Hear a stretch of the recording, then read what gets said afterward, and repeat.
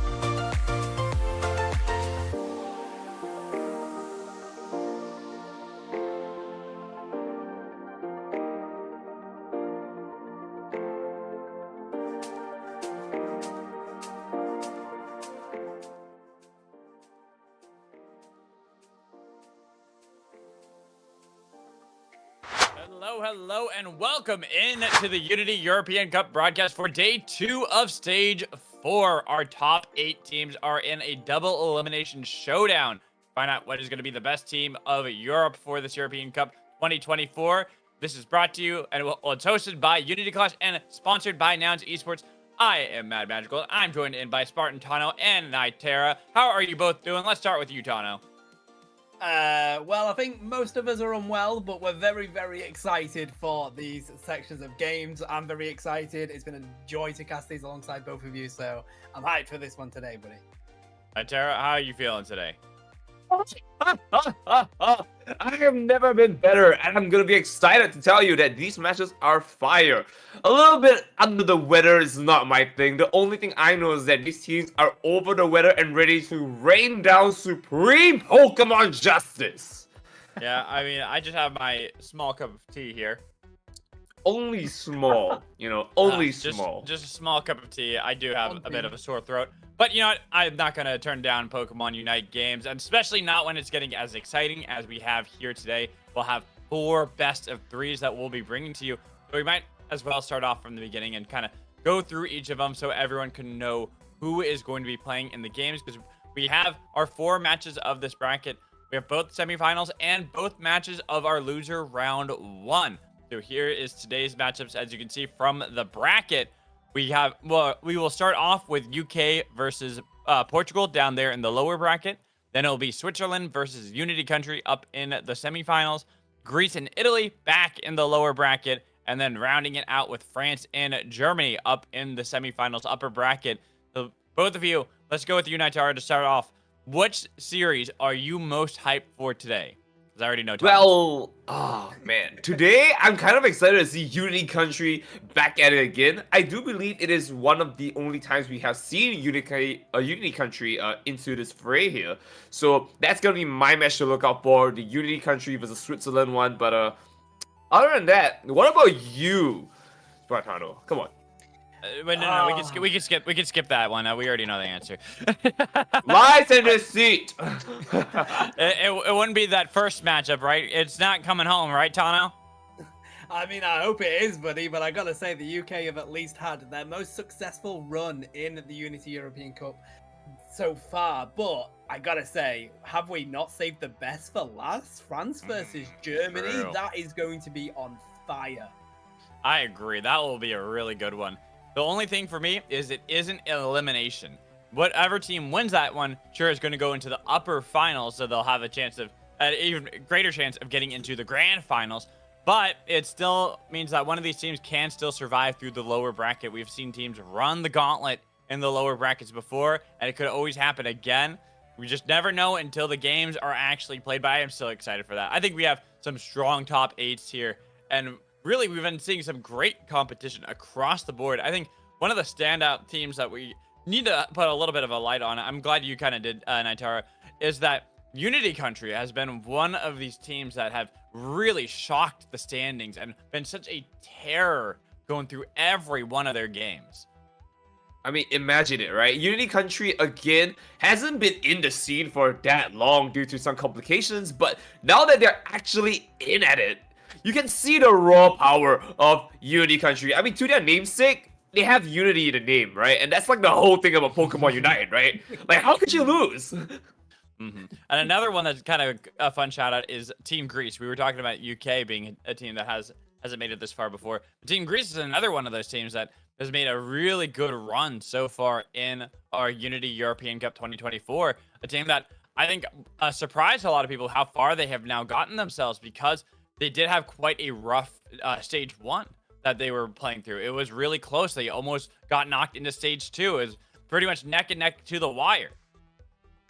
Yeah, 100%, buddy. I mean, if you look at Team Greece, before stage 4, they only lost against Switzerland in stage 3. They were winning quite a bit. They were definitely the underdogs coming into their first stage. They beat Team Austria, they beat Team Belgium in stage 1. Some very professional players in those teams. I mean, Greece, their team intro is let us cook some gyros, but they've been cooking anybody they come across. I know they're in the losers final, or losers round 1 today, but they are going to be really strong going up against Italy.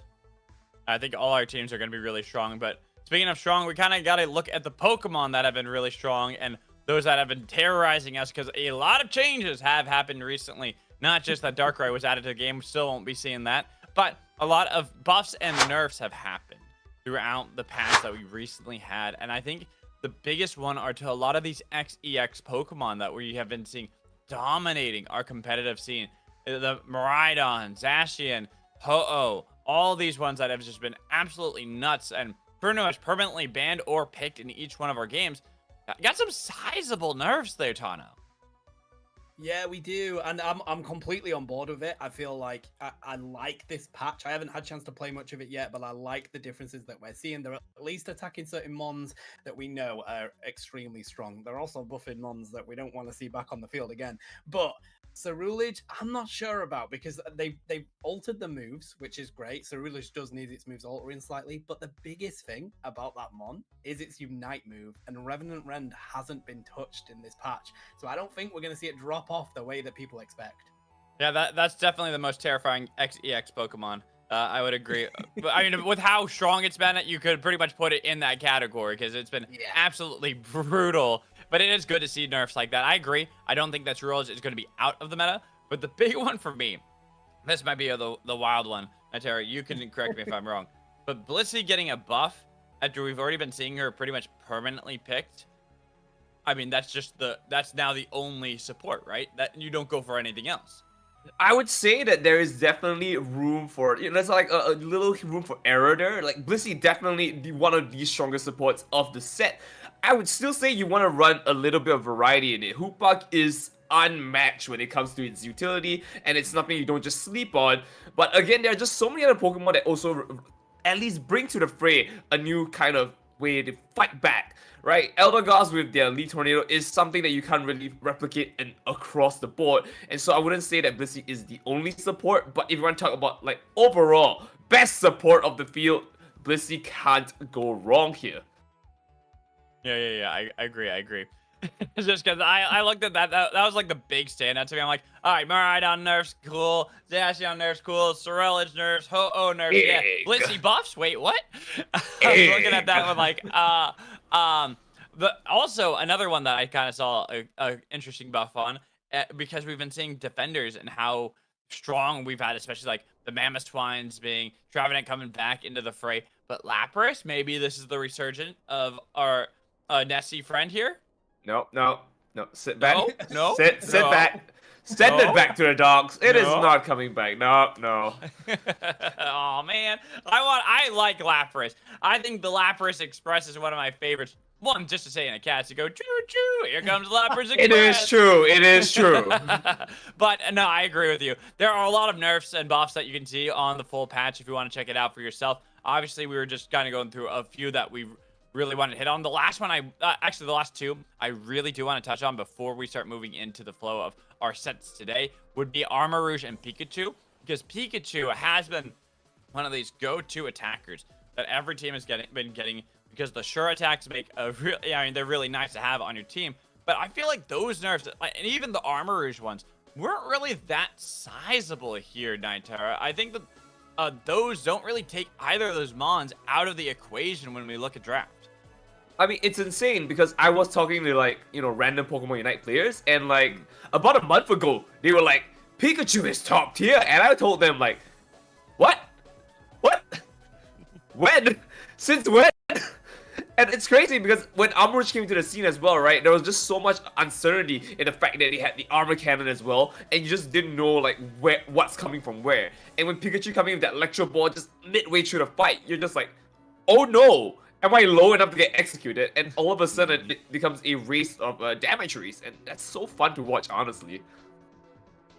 And Tana, what about you? I think that we're still gonna see those two mons getting drafted today. I think we are. I don't think the Pikachu buffs are going to be that strong. Maybe the Unite move damage, possibly. But, Volt Tackle's not been touched, and the Mage build is still going to be very strong for Pikachu. So, I think it hasn't changed its position in the meta at all with those nerfs just yet. I agree.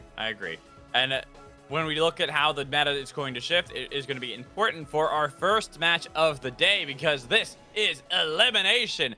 Could be, we could have a team sent home, and it could be the one that Tano doesn't want to see sent home. The UK taking on Portugal. This is an elimination match in the lower bracket, and both teams coming into stage 4 were kind of being touted as these top-tier teams, especially looking at Portugal, who I believe were one of those teams that hadn't really lost too many games earlier in the tournament. And so the fact that they now find themselves in the lower bracket struggling a bit. Same with the UK, but we've had some strong teams, so it's not saying that they're struggling a bit is kind of taken away from the powerhouses that we have all across the board in our top 8 here, Tano. Yeah, this is really, really exciting for me, is this game. I hope they don't upset me and break my heart again, but look at the players that we have over on the side of the UK. We've got Toon, we've got Jellyman, we've got Ripper, we've got Bruv, we've got Internal, and of course Top Gun being there as the sub. These are fantastic players, Magical, and they've come into this tournament and put in their best performance yet. They have struggled to get out of the stages in the previous 2 years, but they're here at stage 4. They're in the losers round right now, but they are not going to want to go home with how well they played. I mean, none of the teams are. We have such a strong top 8 this year. I think that any team you can make a rightful argument deserves the title with how well each of them have been playing throughout the tournament. And in the lower brackets, this is something I love about having double elimination. You can run the gauntlet. You can come from behind, lose that first best of 3, and then go all the way to the finals and upset everyone's expectations. UK have a chance to do that, but so does Team Portugal. I was already saying before, this is a strong team, and we saw how strong they were earlier. Now they got to get back to that same level here. I agree too. Don't worry about it. Magical's still around, I believe, but yes, he's absolutely right. Yeah, no, absolutely. But you were saying, yes, Magical.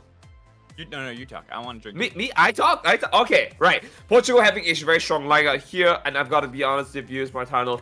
It is going to be one of my favorite ones, even though I do see a lot of favorite players on the side of UK. So, I don't know, Smartano, run me through here what we've got when it comes to Portugal, because they've got a very strong loadout, but what are the highlights here? Well, I mean, look, we're going to go through these cards here. We've got Dark, we've got Fast, we've got Ball, we've got Geku Kami, we've got Seko, and we've got Ghatlue. I feel like we've got some very strong players on this team yet again. It's their third time participating in this tournament, but they've never made it out of stage 1 in EUC 2022 or 2023. So, yeah, very much like the UK, they are here, but we've got some top UCS players here in Night Terror. Top 8, top 17, top 25, 2 times world qualified. A lot of these players are very strong. Geku Kami being the leader on that one. Right, they're definitely not any, like, I wouldn't say household names, but they are ones that are in the Unite scene. And if you've heard of them, you've definitely been here long enough, right? You're one of the oldies, the goodies, and you're gonna see them continue to reign terror on the field. So, with that said, though, they are going to be back into it here, and I really hope to see a good one coming out here. Best of 3 is a suggestion. It is always 3 games, assuming that this is the way we go about things. So, let's see if they can really make it work here coming into stage 1. But, moving forward here, let's go to the drafts. Let's take a look. Cramorant.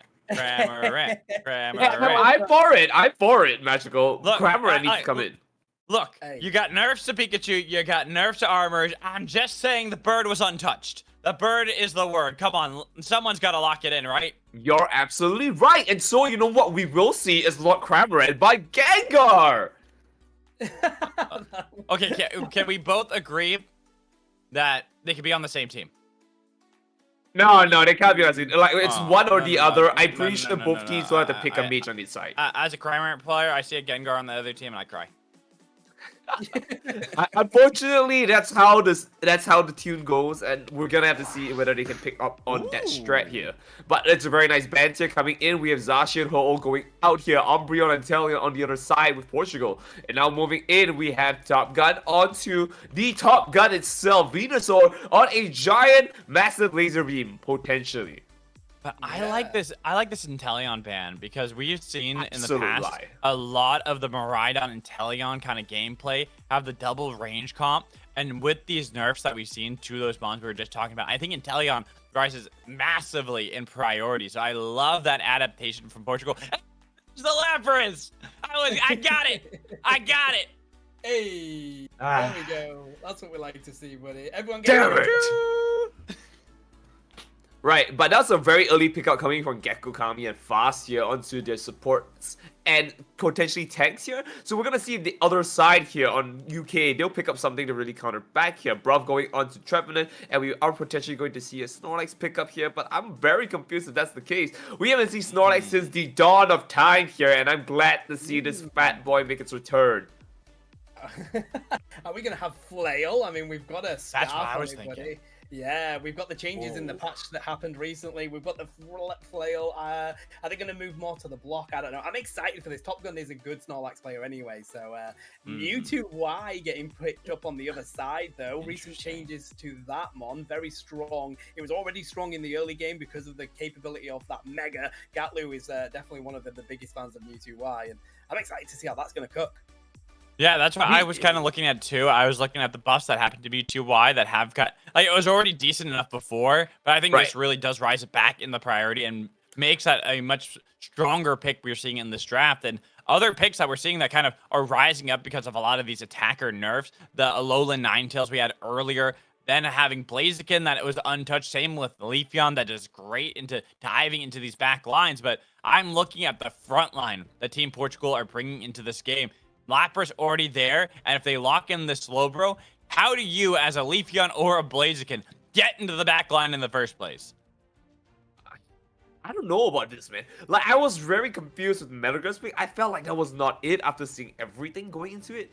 And I'm still not convinced. In fact, I think UK has to be my favorites for composition right now. And that is saying a lot because the amount of tankiness that they have on the side of Portugal, it's pretty big. It's just protecting one Mewtwo. That's it.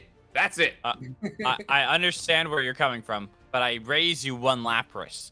And then I'm just going to call it right there and let you two take us into game one here in our lower bracket of stage 4. I'll see you guys on the other side. All right, Spartano, give it to me. UK, Portugal, what's the better draft here? I mean, to be fair, I am kind of with Magical because not only do you have that Lapras and Slowbro, but you have a Metagross. Now, whether that, is going to do much coming into this game, it is quite tanky. Like, it can take quite a bit of damage. Leafeon doesn't have a good day against Metagross, buddy. So, but I love the A9. They do have Blaziken. Blaziken is still an S tier pick, in my opinion. It hasn't been nerfed enough. Very strong Mon, but they have a Mewtwo Y that is just going to let loose and bring down Hellfire upon that team at range. If you can't get that Leafeon to deal with it, I don't know. That's going to be the matchup that's important in this game, I think. All right, we have a very clear side here, and we're on the wrong side. We should swap cameras here.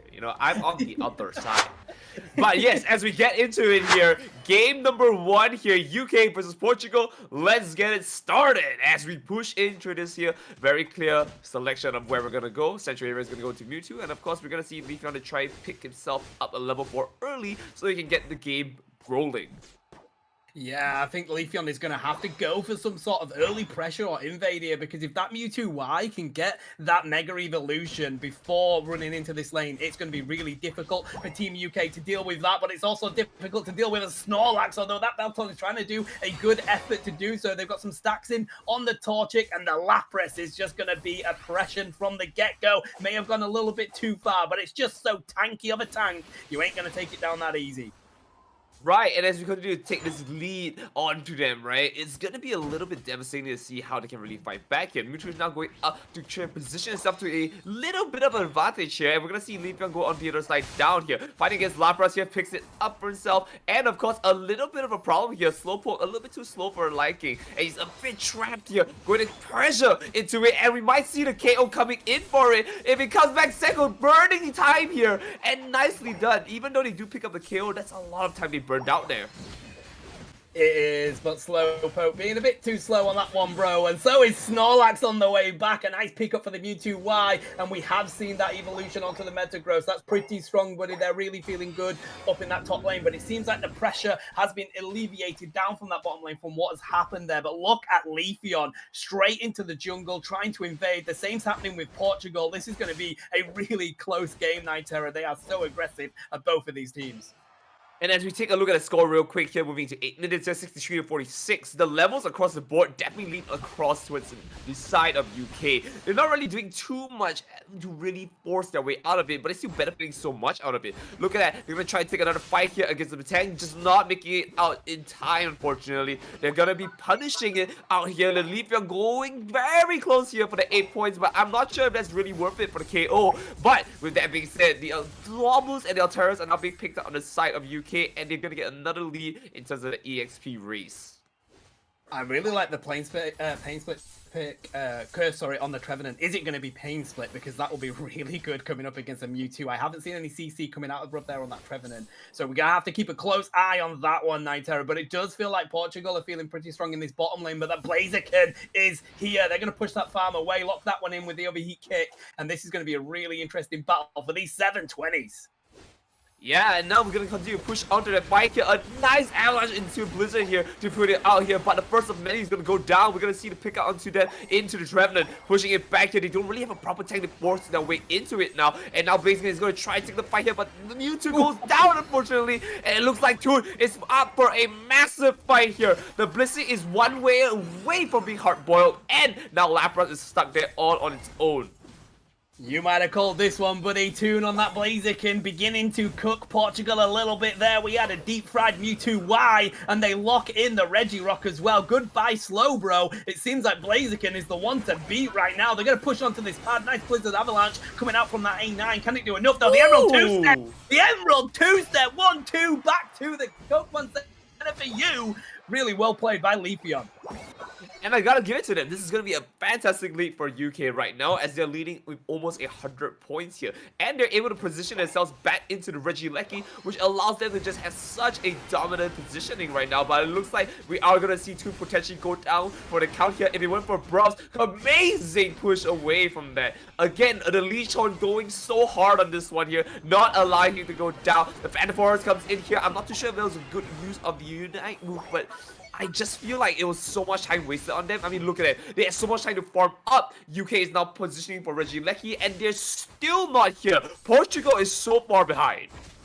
Yeah, that was heavy carrying on the time wasting by the Trevenant there. Fantastic place. Enabled the UK to grab that top objective. Blaziken got out. They were able to lock in even more XP, buddy. That was really good play by them. They're going to concentrate on trying to grab some more farm away from Portugal. UK's not going to want to give anything over to them, but we might see possibility of Blaziken. No, they weren't getting caught up because Leafeon's here to answer. And it's these two tanks trying to prevent all this damage coming in. No!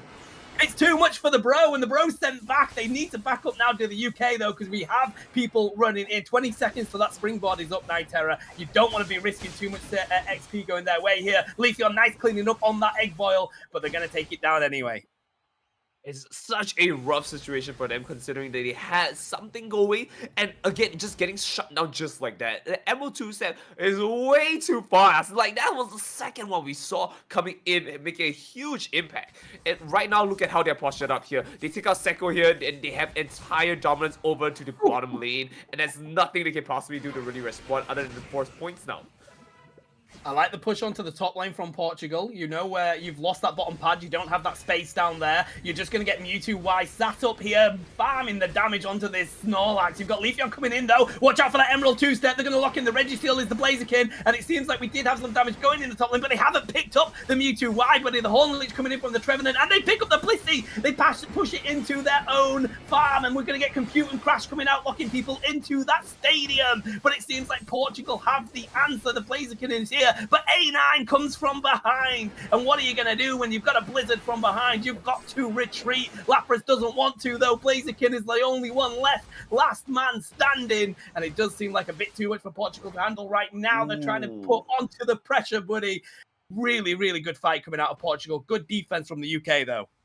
I gotta give it to Toon here, because that was a lot of patience coming in for it. There was every reason he could have just ran in, take the 2v1 early before the Blissey came down, and might not even get the fight of his life. But he was patient, waited for it, and at least he's gonna be rewarding himself here with the Regieleki after all said and done. Great lock-ins on those objectives. It's really good to see the UK using their map coverage like this. They've got all goals up. They're currently 100 points ahead. They've locked in that objective. They're going to show their face to this, see if they're going to be able to defend it. But look at Leafeon and Trevenant in that bottom lane. They're trying to get any advantage that they can in this game right now, Nightera. And it's really good to see from the UK. We've seen them playing off the back foot recently, but it's great to see this aggression from them coming into this game. Now, as we take a look at how this is going to go, about 204 points, 203, it is exactly 100 points away. They are pushing into the last minute here. The first picker coming out to Metagross here. And again, UK is pushing their advantage. Their lead is going so strong. With a little bit of help here, they could potentially get onto Toon. And this is going to be great for them. The first of many pickup here, stifling Toon's level 13. Now, of course, this means that they have to really contest a lot of things right now here. The level 14 is going to go down here on the side of Leafeon. And right now, slowly but surely, we are going to see Portugal get a little bit of their foot back in the door here, moving into the Rayquaza fight. But not without this Reggie first. We have one more steal coming up, and we're going to see if they can make this one work. Oh, this is going to be a hard one here, Spartano. It is, buddy. They horn leached that Metagross. They weren't able to pick it up just yet. And in return, the Snorlax does go down. A huge Blissey avalanche coming, A9 avalanche coming out there. They have to use the Gyro Ball just to try and keep alive. But I think with that, that's going to take them down. And we've got 3 from the side of Portugal deleted off of that Reggie steal. They're going to try and put some damage onto it. But here's a Lapras Express. Just for you, Magical. They take down A9. And that prevents that steal from being taken to the side of UK. But we are back behind enemy lines right now. Slowbro having to put that heal on. Bliss is here to provide the assistance. If they need to, they're risking it here, buddy, because they've got Emerald 2-step on that Leafeon, and they finally decide to retreat. And they're going to start forcing it too, because UK has all of the Unite moves on standby already. The only thing they have to compete against is 3 Unite moves, and of that, only one of them can really make anything work here. The fight ensues here, pushing it forward as Lapras on Gekukami almost going down here. A nice knock onto the Parry Storm. Blink is a little bit better here as Top Gun goes in. The Phantom Force does get a nice knock up here, and damage is going to be soaked up here. Emerald 2-side coming in. The first of many coming into the Blissey, who's going to be trading back for the Leafeon. But then Mewtwo goes down for the count, pushing it back for it here. We are going to see the computer crash completely whip out on that, and now it looks like advantage going to UK into Rayquaza, and we are going to see them try and retake the situation. Pushing back in for it again. Metagross trying to get something going, but the overheat picks it up. Rayquaza is down for the count. Spartano, we are going into it here. Yeah, we see some dancing coming out of the teams here. Of course, it's the god of secure Blaziken that manages to lock that one in anyway. But what a battle by the UK. They managed to zone out so many people. That Metagross was not getting in that Rayquaza pit. Fantastic play from the tank players over on the side of UK. And we're going to see these Hundo Burgers going in. UK are going to take this first game against Portugal in a very impressive showing. Oh, all right. Let's talk about how they can really turn this one back here. I think it's safe to say that UK is set and ready to go. We're going to see Lapras Express one more time just for you, Magical. But otherwise, I really feel, again, the same issue arises. It's just all about protecting that one Mewtwo, and I was really talking about this Metagross, right? Metagross felt so out of place here. I would have preferred if they went something like a Chandelure and then playing something like a Mr. Mime instead of the Slowbro. Getting a little bit more of that frontline tankiness while still having a bit of range back.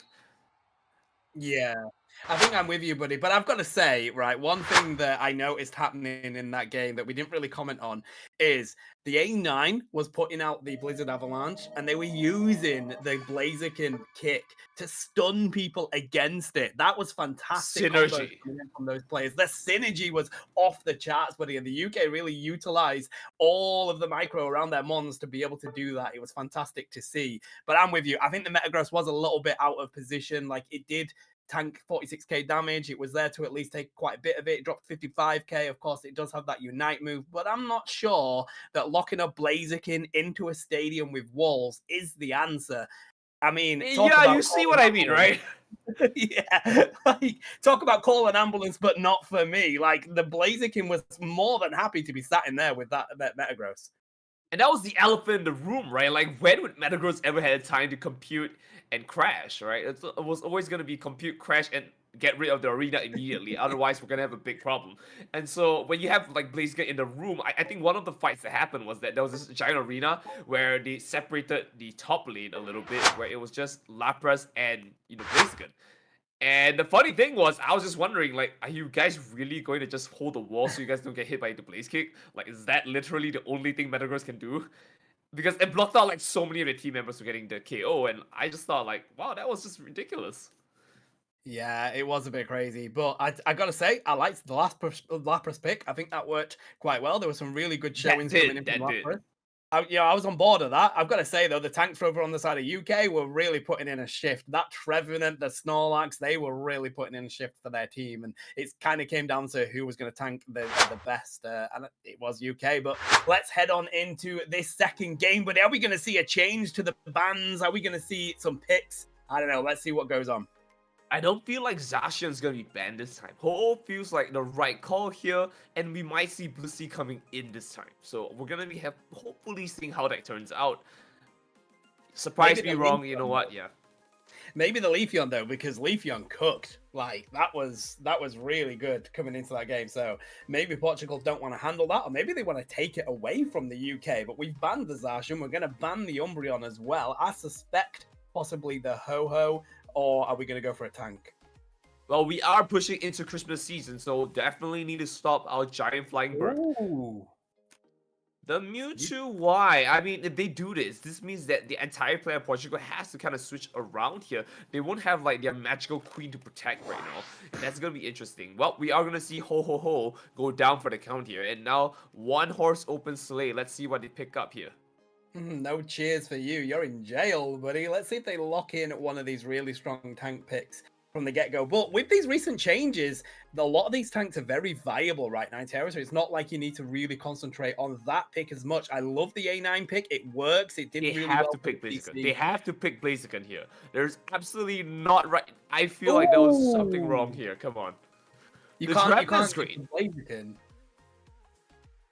Yeah, I did. The Trevenant is great. Like, it works really well. Great CC. Of course, with the Lapras as well. They really love that Lapras over on the side of Portugal. What are UK going to go for? Mamoswine? I like that pick, but you've got to take the Blaziken away, right? No, they're completely going for something different here. We might see a complete wall freeze kind of composition here. I like how Bruff is going onto Gudra here. Very strong Pokemon when it comes even to 1v1 scenarios here. And also running on the EXP share here, which gives it a little bit more to work with. No.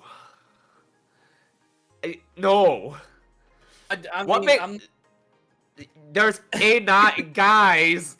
You have to fight A9, you have to fight Gudra. Like, this is not the answer, guys. Hey, buddy, let them cook. They're going to throw out that Garchomp. That's, I mean, they're definitely cooking something. I'm excited for it. Let's see what they can do. I mean, I am intrigued by the Gudra. You don't usually see Gudra played that much. We have seen buffs on the Gardevoir, though, so I mean, that is going to be a really understandable pick. And they managed to pick Blaziken on their last pick. That's crazy. I don't know, man. I'm feeling like, you know, Block Snorlax will be definitely coming out here. I'm not sure if Gudra is the pick for a tank. This entire combo of UK looks a little bit squishier. But purely because Garchomp exists in this fight, I don't even know if it's a wrong move to pick out the Gardevoir here. They do have Dark going onto the bird here. Our Decadui is going to come out. The question is how they're going to play it out. I don't feel like it's going to be... I know it's the Situ. I hear it. Okay, I hear comps in the back as well at the front. All right. But yes, Spirit Shackle and, of course, Razor Leaf. The question remains on whether it is even correct to play the long range. You might want to just support Garchomp here in terms of damage by spreading it out as much as possible, so he has to do a little bit less work. And I feel like even that's wrong, because then you're going so front and you don't have like an exact backline, which means Gardevoir reigns supreme. Yeah. I love the Gardevoir pick. I'm still not sure about the Gudra. I feel like at the moment it's Wish Mamoswine. You know, it just. But it's going to be. They do have the item that just lets them charge it up here. It's slipping off my mind what exactly the name of it is. Resonant Guard. The other one, the attack one. I saw Resonant Guard on it. I swear down. The Decidueye.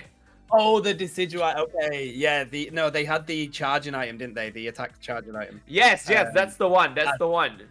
Thank so, you, like, they're definitely going to go running into Spirit Shackle, which I think is not terrible, which is the right call, right? Because you don't want to be too clumped up when you see a Gardevoir here, so I think that's right. Especially with Blaziken as well. So much AoE, but yeah, I don't know. I'm feeling a little bit more again onto UK, but Portugal has something going for them, so I have to give it to them. Hey. Mate, if I can get a 2-0 out of the UK and don't have a heart attack, I'll be happy with that one. But let's see, because Portugal do have a plan in mind. They want to cook. Can they get the Michelin star? We have the Gibble going into that top lane. Of course, it is the Decidueye taking the central area, and we're going to see that Lapras pushing the bottom lane. That's going to be interesting against that Gudra. If that A9 can get evolved early enough, it's going to feel a lot better going into that against a Lapras and the Phantom, buddy. Ooh, Seiko with a nice pickup here, pushing it forward. We are going to see Gibbo onto the top lane. Almost going to pick out our dear Torching, just not enough. Top Gun able to just hold his ground with the team, but it's not enough to make it work here. We are going to see Decidueye finally peeking up into level 5 here. His emo phase is starting here, but Gekukami is going to go down for the count. Looks like they did order a grab service or anything, so we're going to see them go back at it again.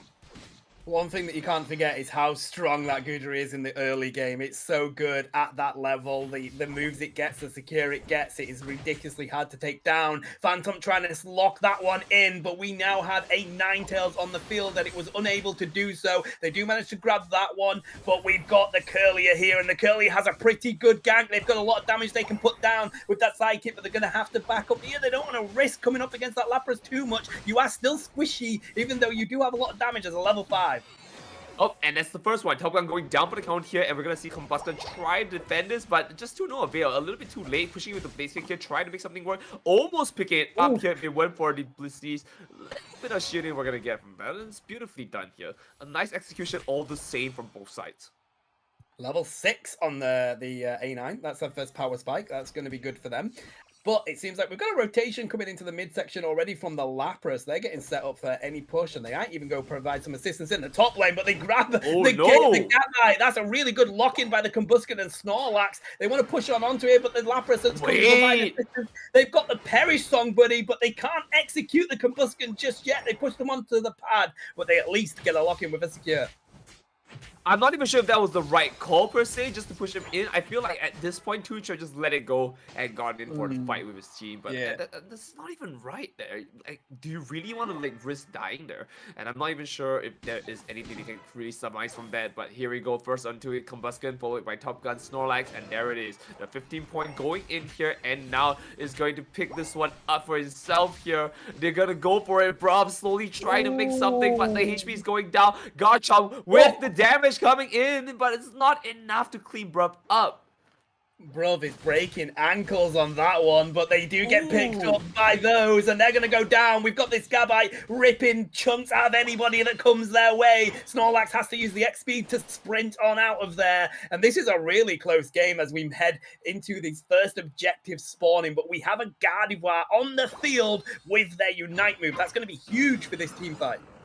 Yeah, and you know what else is huge? The fact that they're already starting onto this, which means Sicko has to go down and try and stop this all alone, and I don't even think he can make it work here. Nice pick up onto the A9 here, as we do see Gabite slowly picking his way up against the Blaziken, almost making it work, almost the pickup. There it is! That's the pickup here. There's no way he's gonna lose this, but of course, we have Snorlax going in with a little bit of belly flop here, and it's going to go underside on that Land Shark. Pushing it back again, Regieleki's going to be reset here, and now the teams are going to position themselves for a little bit of a fight on top. But look at how much yellow there is on the field here. I'm not too sure if UK wants to let that one go. Nah, I think the UK are going to go Pac-Man mode in the meantime. But Waka, I've got to say, this Gabite is working a treat for Portugal right now. They've locked in some good KOs. We've got Knock Knock now on the Decidueye as well. We've got some rotations from Portugal up to the Lecky. Of course, Blaziken is there. We've got the A9 for the lock-in as well. Block coming on out to push anybody out of the way. And they take that one down with the Gardevoir assisters. There comes the Knock Knock. They take down the Snorlax. But that's going to be all that she wrote for that one. Yeah, it's a good attempt then, all the same here. The Knock Knock definitely gave them a little bit of a scare, but otherwise, it looks like this is going to be a little bit of a tough one. Now that everything's all even here, I'm not sure how this Garchomp can go in, but as I say that, of course, Lapras Express coming in and completely stops Bruff in his tracks here. There is no tag at the front line here, but he is going down for the count. A little bit of a problem here, but we're going to see the Dragon Outrage go in and completely get stopped out by a little bit of a Dragon of his own. Yeah, that was anticlimactic, unfortunately, for the Garchomp. It almost felt like they were cooking. we were watching an anime episode, buddy, where they finally charged up to Cyan levels and then unfortunately fell down. So yeah, that was really interesting, but they don't have that Unite move anymore. They're going to have to farm that one up, and we see Garchomp doing just that. They're now going to be sat in that top lane and just do whatever they can to grab XP, get some KOs. We've got a rotation coming down to this bottom lane for this Reggie that's about to spawn in 10 seconds. Brubby's there ready. They've got the passive that they can get healing from.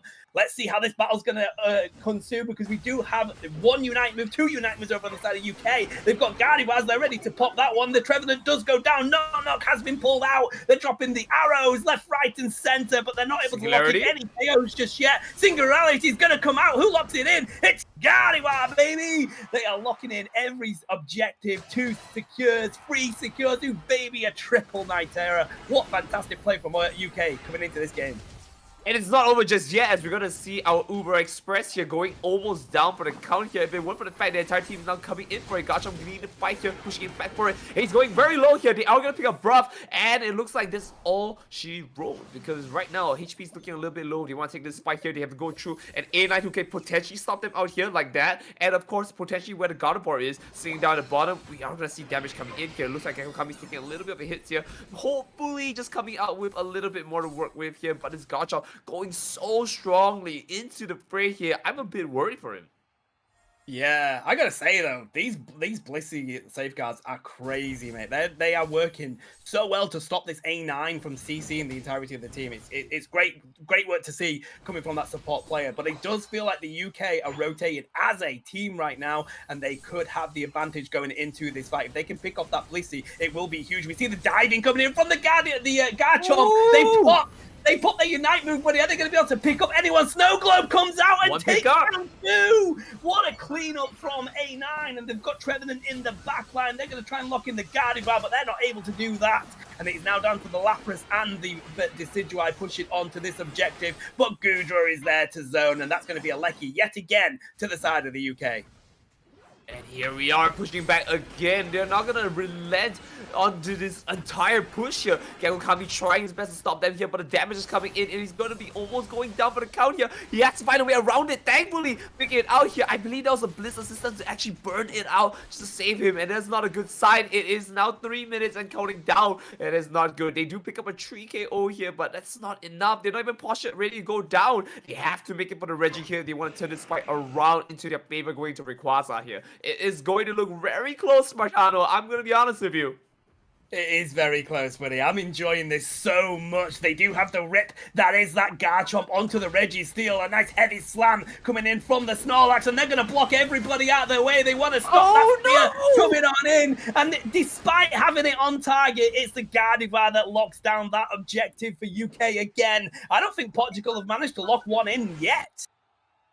And that is actually kind of fine. If you look at the levels across the board, it is a lot more stable when it comes to Portugal. But we have a level 15 Gardevoir, and I don't know if that's the right thing to really control the entire area. I mean, look at it. They just sit down there and they wait. Now they're going to start onto Rayquaza here. There's no reason for them not to. The point count is actually very close, and they have to really force something here. This is a very good chance for them to make it work here. Garchomp coming in here, unfortunately not making it work here. Gardevoir is going to turn this around. The damage was definitely in their favor here, and so that Hail Mary was definitely much needed. But this is coming back out here. It's going to go back, but we are going to see a little bit of a problem here. And that is the numbers are not looking good on the side of Portugal. This might be a 2-0 like you're calling it.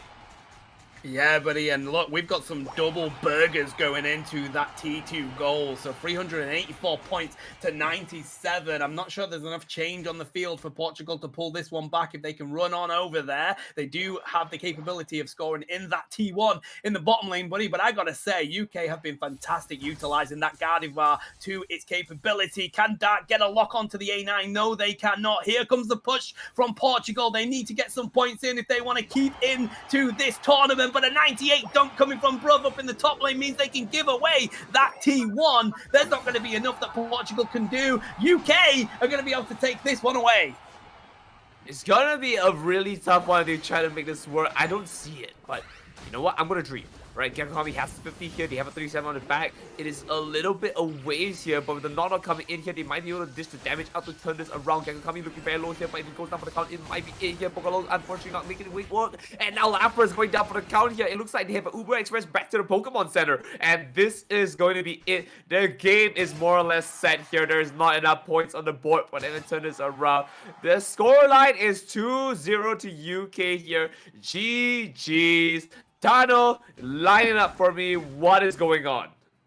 I mean, they have dominated this game so well that it's having to reconnect to deal with the damage that has just been dealt to the side of Portugal, buddy. They managed to get that ace in the final few seconds of the game, but yeah, that was great from the UK. That is not the kind of play that we've witnessed previously. They lost one game. No, it's not. No, it's not. You know what I mean? It was fantastic to see them coming out and putting in that dominant showing.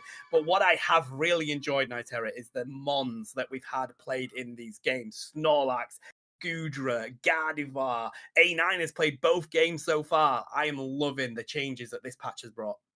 All right, 180k damage on Tutu. That's the number I'm going with. Let's see the numbers. I'm giving Is the 120. price right?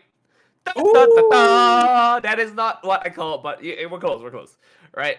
Generally, across the board, you can see that damage is very spread out, which is very nice, which means these are actually actively taking fights and actually going back and forth nicely. They're only taking fights that they need to, but this also means that they've been farming up really nicely for this. This 3 Reggies that they picked themselves up, is insane. Look, 2 rocks of steel. It's almost no way you can really contest that when it comes to EXP here, and that's why we have a level 15 monster on the other side by the name of Gardevoir. Yeah, and look, it was a very close game going straight through it as we look at the scores here, just until that moment at the Rayquaza. 108 to 97 there, Nitera. It did feel really close, but then good lock-in for Team UK. Really good fight, really good lock-in. Of course, you mentioned that they had to go for a bit of a rip on that one. They wanted to secure that. They've got the damage, they've got the Blaziken, so that's what they wanted to do. And it worked for them really well. Fantastic play coming from the UK. But I think we are going to prepare for an interview with one of the teams, I do believe. So we're going to take a 30-second break whilst we do that, and we'll be back with that interesting for you. Oh. Oh. Oh. Oh, okay, so we're not going to a break. They are ready. Let's go.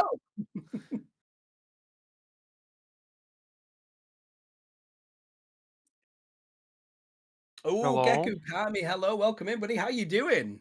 I'm doing fine, thank you. How about you? We're doing great, mate. That was a fantastic game to witness. It was really well played by both of you. I want to know from you how you feel about the patch and that you've just played a game where we've got Mons in it that haven't really been used in tournaments recently. You've come up against them now. How did that feel? Well, it's quite the big patch that we got today. It's always in good Unite fashion. It's always a great experience to play a tournament when on the patch drop day, but they're not very consistent with their patch date, so it's not anyone's fault. But with that being said, I think this patch is like a good. It's a good patch. It changes a lot of stuff. A lot of meaningful mons have been hit. A lot of mons that have been dormant for a while have been buffed as well. As we can see, a lot of things were tested, like the Safeguard Blissey from our part, the Lapras. We saw some Gardevoir from the opponent. We saw a lot of things that were relevant to the patch in this best of 3. I'm gonna leave it to you. Like, this is gonna be something that is insane when it comes to it. Yeah. Yeah. Yeah, thank you. Okay, so I think is there a sort of, from your opinion, have you had much chance to play these mons that people feel like are probably going to get impacted by the patch as much? I don't think Cerulege is going to be affected as much. Obviously, we didn't see it. People were still wanting to ban it. I don't think Pikachu is going to be affected as much. Gekukami, I really want your opinion on sort of, or if you've had chance to play any of these mons. I know the patch has only come out today, but do you feel that there's one mon that's been impacted the most? I'm personally a very big fan of Lapras, as maybe you've been able to tell from this best of 3. Yeah. I like the play style of playing not the double tank bot. That was more like a limited champion pool problem, but it's more like when you put the XP share on the mage and you play for the tank to be level 13. And I think the Lapras is like the perfect target for that. I think these buffs help it quite a lot. The Perish Song damage buff was pretty good. The extra shield and the one I think broke Lapras from being very strong before and to be very weak was the empowered auto attack nerf. Since you get so many resets from the Perish Song, and now all of that's back like together in a package. I think it's a very good buff for Lapras. And I think Greedent is also a good one to look at. I think all the cooldown buffs make it extra annoying. It's already one of the most annoying characters in the game. It makes it that much more annoying. So true. And also, let's bring it back to the European Cup that you currently compete in. How, I mean, you've come up against some really strong teams. Unity Country obviously was a very strong team. They ended up taking the 2-0 over you. Just sort of your experience in this Unity European Cup this time round. How have you found it, Gekakami? Well, as per usual, Team Portugal comes as a bit of an underdog. I think we had quite a good run against countries that were expected or at a similar stance as ours. That were like, they're not expected to win, maybe a top 8, maybe a top 6 if we're stretching it. I think we performed the games we need to perform in. And then Unity Country was a good match. I think they played very well. I think they caught us quite off guard, especially with the Zacian pick. And against Team UK was a bit of like, I was expecting to get something out of a little bit of a sheath thread, like trying to exploit a bit of a patch and try to exploit a bit of the unknownness of the patch by forcing the Mewtwo with the Blissey, forcing the Lapras, and just try to see, okay, let's see you figured out the sheath of the patch better. But at the end of the day, they played better tonight, so it is what it is. I mean, hey, it's Pokemon Unite. That's the way that it goes, right? You have participated in UEC, all across. You haven't made it out of stage 1 so far, but you made it into stage 4 here. Okay, so that's a huge step up for Portugal, right? Really well compared to like the previous 2 years that you've played. Huge step up for your team. Yeah, it was pretty good. I do think as I said before, when it was up to countries that are expected the same results as us, I think we performed very well. So I think that was pretty good from that. I completely agree. Naito, anything that you want to add, or we can close it off? I mean, I would think that the only thing I have is hat on the best to you guys. I mean, you guys did really well. Again, really, stage is something that you guys didn't really make really far back then, and now that you're here, I think it's a very good thing to look forward into how you can move on. So please come back for it. I am excited to see how you guys pan out here, especially Gekakami. I think I've seen you around for quite a bit here. We've got a lot to really look forward to. Yeah. Thank you. I'll definitely. I mean, this is a votes type of tournament, so I hope I'll be back next year, and yeah, maybe for another country. Maybe for another country. All right. No, it's a joke.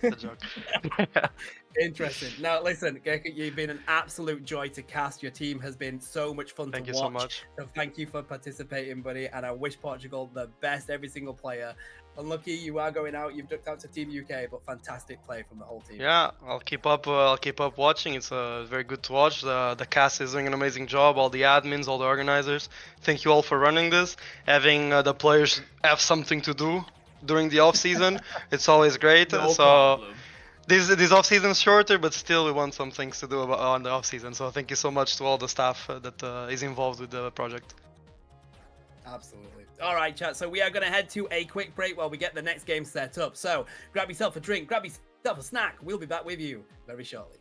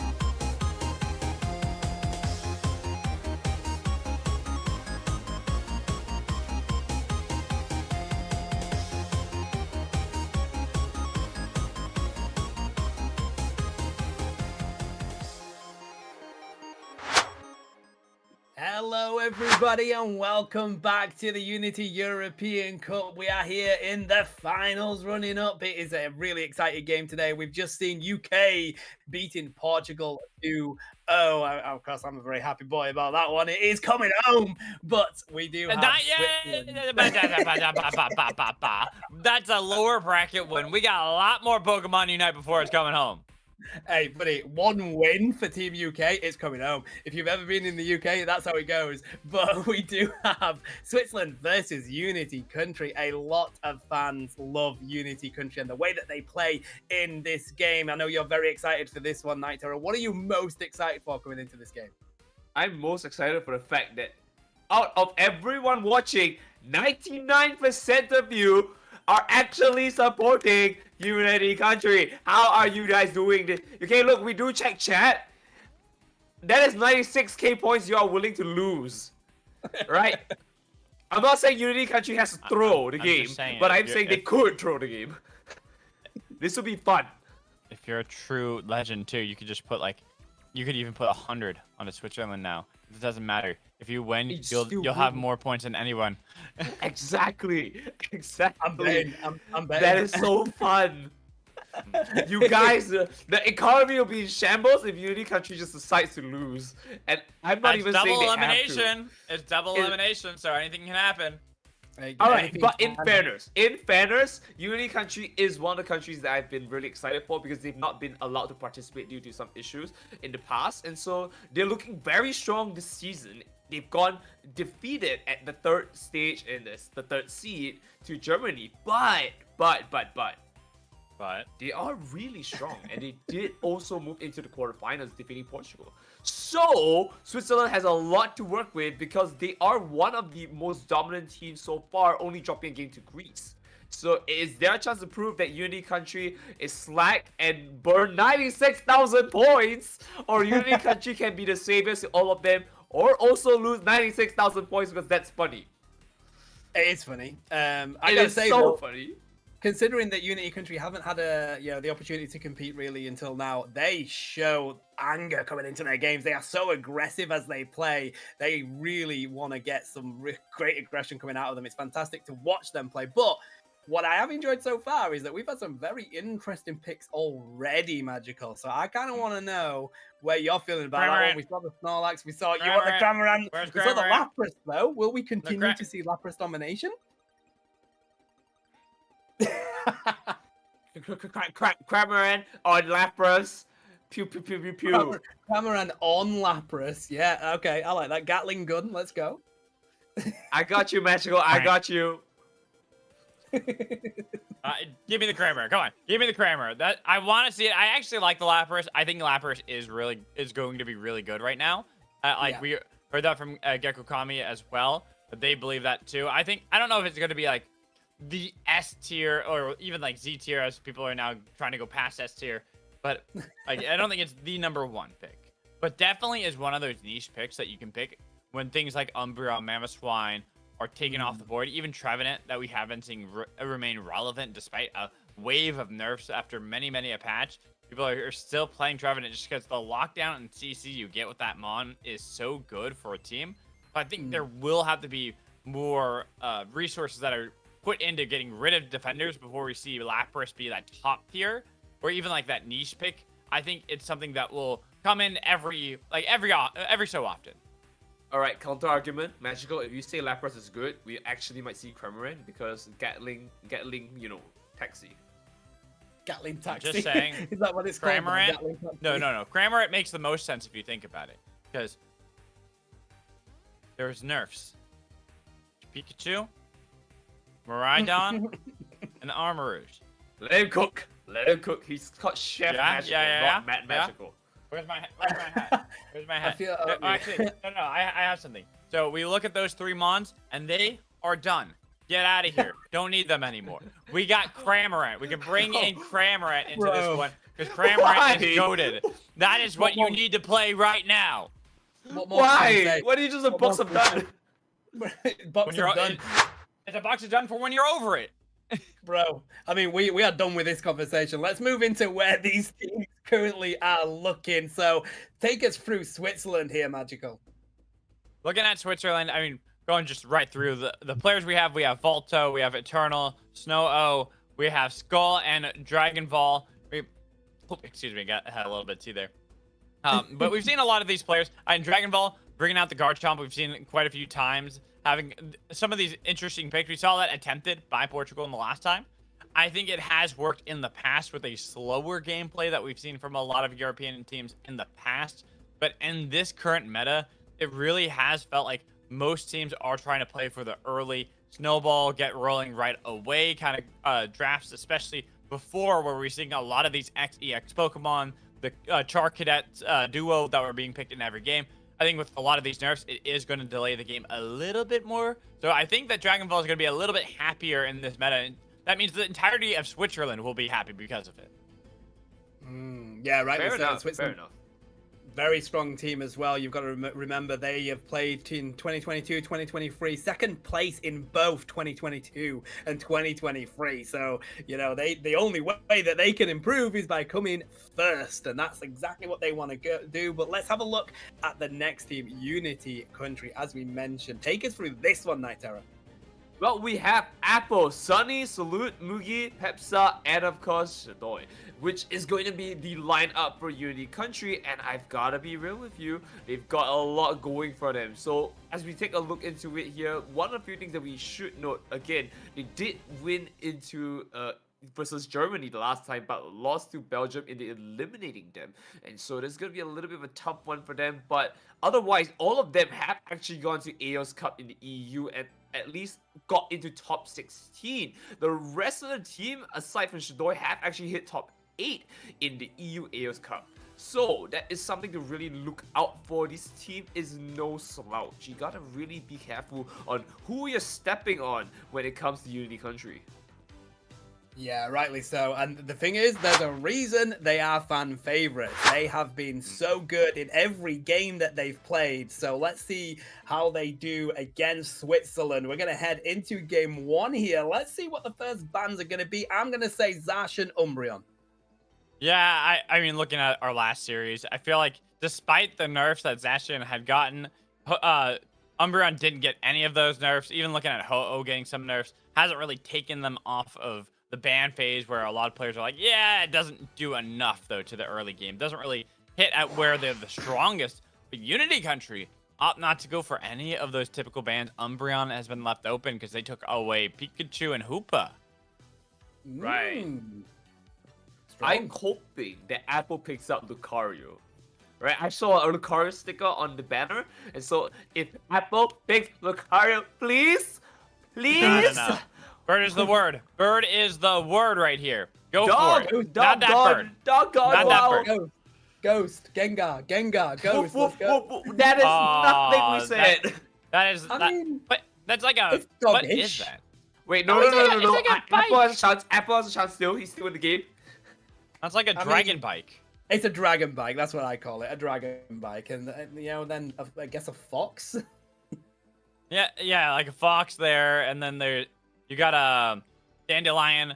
Ooh, Cerulege. We haven't actually seen any Cerulege hovered even just because of the nerfs. But Blissey, this is kind of what I Come on, expected to see a Apple. lot more of. Lucario. A surprise that we hadn't been seeing a lot of this going into our day, just because Blissey has been dominating in a lot of the metagames that we've been seeing throughout this tournament, throughout the Unity European Cup. So to see it kind of fall to the wayside and only now getting picked up by Switzerland is a bit surprising to me. that was the most fantastic noise I've ever heard you do, Night Terror. That, unfortunately, That hurt my soul. you He don't get locked the in. scenario. All right, Hey, Blazik there's is still a a huge chance. shout, though, right? Mhm. All right, I'm moving up for this stream. You guys can do this. Oh, Hey, my there's still a God. chance. There's one more pick. There's one more pick for Unity Country, and there's one more pick for No, Switzerland. They no. can go. They can make me happy. No, that's not They making me need a happy. tag. No, they need a tag. What do you I'm mean? Sorry. Someone What do you needs mean? to pick something tanky here. They have to. It's not a choice. What's tankier Oh. than Cramorant? I don't know. That was Nothing. That was not even close to what I said, guys. All right. All I'm saying is there's 96k points on the line, and it's not any of my points. So have fun. Well, I mean, they are your two teams for this game, Switzerland versus Unity Country. I'm going to back out and let you two cast this electric match. Have fun. I'll catch you in a bit. Thank you, You know, the Sean. irony- We'll see you in a bit. But yeah, what are you saying? What do you got? Yeah, the irony in that is that there's only one electric Pokemon here, and I think he's alluding that Unity Country is gonna win. This is biased. I'm just gonna let you know. I mean, I have no dog in this race. There's no Cramorant. There is no dog in this race. There's a lot of cats though. No, those are foxes. There is still no cat though. Yeah. Huh. Yeah, the dog's been banned. There's no cats, and there's only foxes. So, what does that even mean? Is really what we got to start asking ourselves. Does life even matter at that point? No, is it anything doesn't. even real? You know what is real though? My Pokemon hairline? Unite. Close enough. I mean, with how it looks right now, yeah. But Yeah. Pokemon Unite is real, and we are getting ready for our first game here in our semi-finals. It's upper bracket.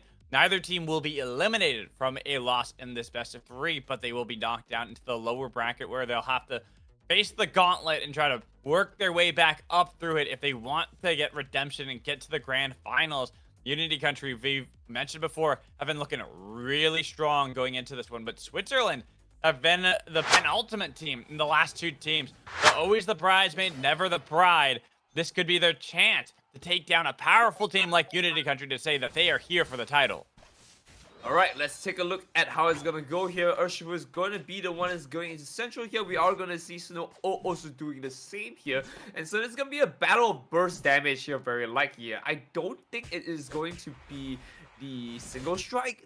Sorry, I don't think it's gonna be a rapid strike. Sorry, and I think this is gonna be the case of how it's gonna go. Right, one good hit is all he needs here to turn this around. Dragon Ball going very deep in here, and they're gonna stick the fight here with Mewtwo to help out. Though I think they might be able to make this one out here. Ooh, look at the damage Pick though up. on a Moogie. Ooh. Gotta be a bit careful. Nicely done. Getting to the point, getting that shield, calling down Snow. And maybe we could go for this dive and fight over these early chickens that are going to be spawning, but it's not. It's going to be the Ndidis that they fight over and pick up the knockout on the Slowpoke 4. And that's good because now Pepsi has to actually back away a little bit here. He is going to go able to potentially pick up the Dragon Ball, Oh but not my enough goodness. here. A nice stun there coming in from the Mewtwo, and it looks like they have the advantage onto that. But top side though is a reverse situation here. They've got the points dunked in here. If they want to take a fight here, the Charcadet is a little bit alone with this lone Chansey. I'm not sure if they want to really continue this push here. The evolutions are coming in Ooh. here, and the fight might be ensuing here. They are going to wisely back away from this numbers disadvantage here, and that is a nice call. I actually love that call from Switzerland. Even if some of the points do get picked up by Unity Country, they are still defending, forcing them away from gaining full control of the top side of the map and making them now look for these dives, which is giving a lot of time for Leafeon to show up into the back line to take Eldegoss out and then make it a double. Chickens on the menu looking for that nice eject button away to barely survive. And that's a very good call all the same here. They were definitely playing very patient, only losing out onto the Chansey here, which turned into a Blissey at the end. And I gotta be real with you here, this is the one call they made that really could turn the game around. Look at the point lead they have right now, 96 to 38. I cannot tell you what else is an advantage if that is not one. And look at that, only 2 points now remaining on that top pad. That is a lot that has been gained in terms of control for Switzerland against Unity Country. That now has kind of put them on this, what do we do from here? How do we get back into the game? Getting a knockout on a Mewtwo Y certainly will help. But I'm looking at what's available on the map, and really, that doesn't scream much that they can do and much they can get back from Switzerland right now. Right, and so as we take a look at how they're going to continue this here, we're going to see Medarodon looking a little bit low here. He might be riding back to the Pokemon Center if he stays a little bit too long now. Urshifu going in for another fight here. This 2v1 situation not really helping him, and again goes down for the count. And this is going to be a bit of a problem because already first base going down onto the top side here. Unity Country is definitely one of the stronger teams here, but Switzerland has been such a dominating force here, showing it so clearly how it is done. 4 members now of Unity Country into the bottom path, looking to chase down Mewtwo. Not even Mewtwo Y, as the Charge Beam does a lot to Umbreon. We'll be able to get back to the team. Meanwhile, it is Switzerland gaining control of the first Reggie, trading it for the Emerald Reggie Steal the two-step. bottle. That's a nice Emerald 2-step, but they're on top of Maridon, and that's the power. 3 levels over them, can keep chasing everybody. Is looking for one more, even with the slow beam. getting away from the Razor Leaf, but now putting yourself in a bad spot as Regieleki has crashed into the top pad. There will be a lot that has been gained by Switzerland all across the map. And right now, they're gonna have to continue to make this onslaught here. They are slowly losing EXP across the board. They're just eating it up here. Wacka, wacka, wacka. The Pac-Man is gonna fly around the tree to get all the yellow dots on the map here. The thing is, for Unity Country right now, they have to be playing towards this late game because they are struggling. The overheat kick didn't connect onto anybody, and we even saw that they were able to take the top pad out with a slight overdunk, but that was a 2-point overdunk. That is minuscule when you are down triple digits. Right, and so they have to see how they can really turn this around here. Any EXP is good EXP at this point, as they're gonna kind of force their way into this here. The numbers aren't in their favor at the moment, but against Dragonvale though, it is a 1v3 situation. They could turn this around. The slow beam pulls it back, and here it is. A little bit to work with here, and I do not see a way out here. Complete bait situation here, as they're able to at least take down into Leafeon, pushing it back here. A 2 for it. Terra, it was all a bait. The Umbreon forced the overextension from Unity, like, oh no, call an ambulance, but then it turns around, but not for me, as 3 get knocked out of Unity Country. Switzerland taking full control from that play right as we're about to reach the halfway point. Exactly, and that just feels so wrong. Like, it feels so wrong. How could they possibly do this? Absolutely undeserved there, but all the same here, they're now in a great position to continue to take this onslaught. Now, my question to them is, can they really continue this fight, right? Can they really turn this around? It looks like Unity Country is already postured in for the Reggie here. They're going to turn this back into them as the are going to slowly be taken down here. Mewtwo Y coming in here, pushing it back here. They might not pick up the Reggie rock here, but they are in a great position to really take a fight if they need to. Going down the advantage here, they are slowly pushing their way in, but damage is being dealt here, and a bit by bit, Dragonvale being pushed back here. The Urshifu coming in, single strike comes in, not actually hitting anyone here, but we're going to see the Dragon soar the meteors down here. Onto the first one is going to be Blissey, and pushing it back here. There it is, the coming in of the century here as they come in back for it here. 2v1 scenario here, but Blissey comes from the back. Skull is now down for the count here. Last one standing is going to be Snow, who needs to jump in for a very good damage here. No Emerald 2 set to back you up here, but is able to get away with 1 onto the side here. Dragon will continue to fight here as you see the opening, unfortunately not connecting onto anyone other than Dragonvale here onto Blazegun now. And Miraidon, last one standing, has to ride his way back home. Terra, that fight was 4v5 for the majority of it. That was a Leafeon pushing top path, recalling, getting back into the fight to help clean it up.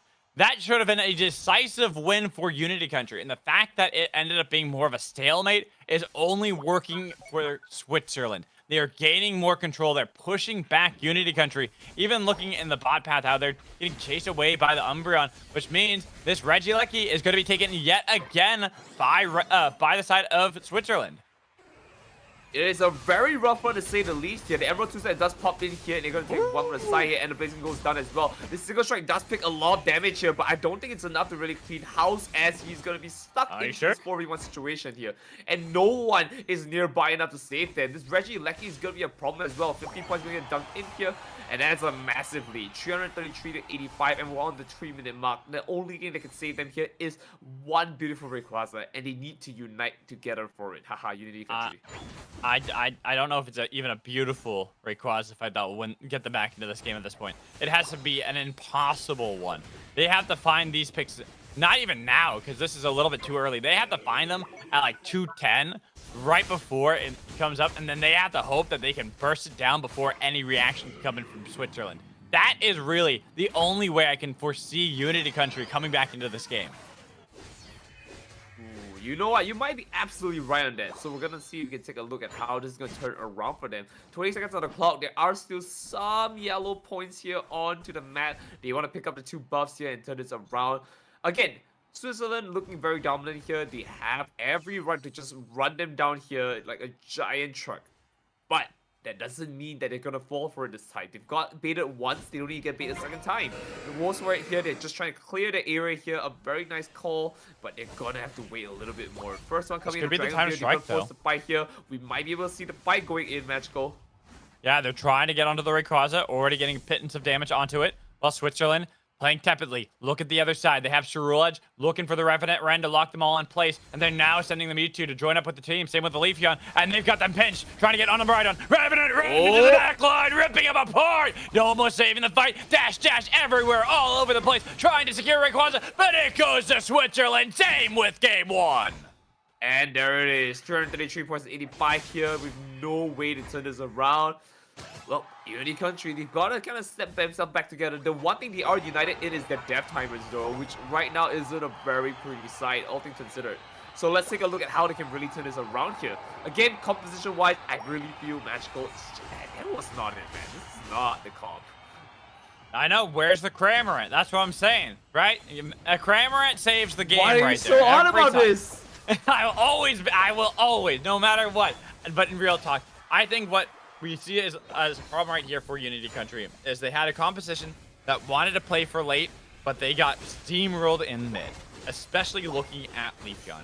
This is where they had a huge problem. The map rotation that came out of Switzerland negated any of the scaling that was going to happen for Unity Country. Normally, you take a Maridon because it can neutralize lane, going to be good late game with the poke that you have. Urshifu, really good once you're able to get that evolution. Blaziken, once you get to that stage, very strong, but those are points you have to get to. And when you're falling 3 levels behind, we didn't even really get a touch on that. That Snow-O was pretty much 3 levels above the highest level player on Unity throughout the entirety of this game. And it's so... it's devastating to see, let's put it that way.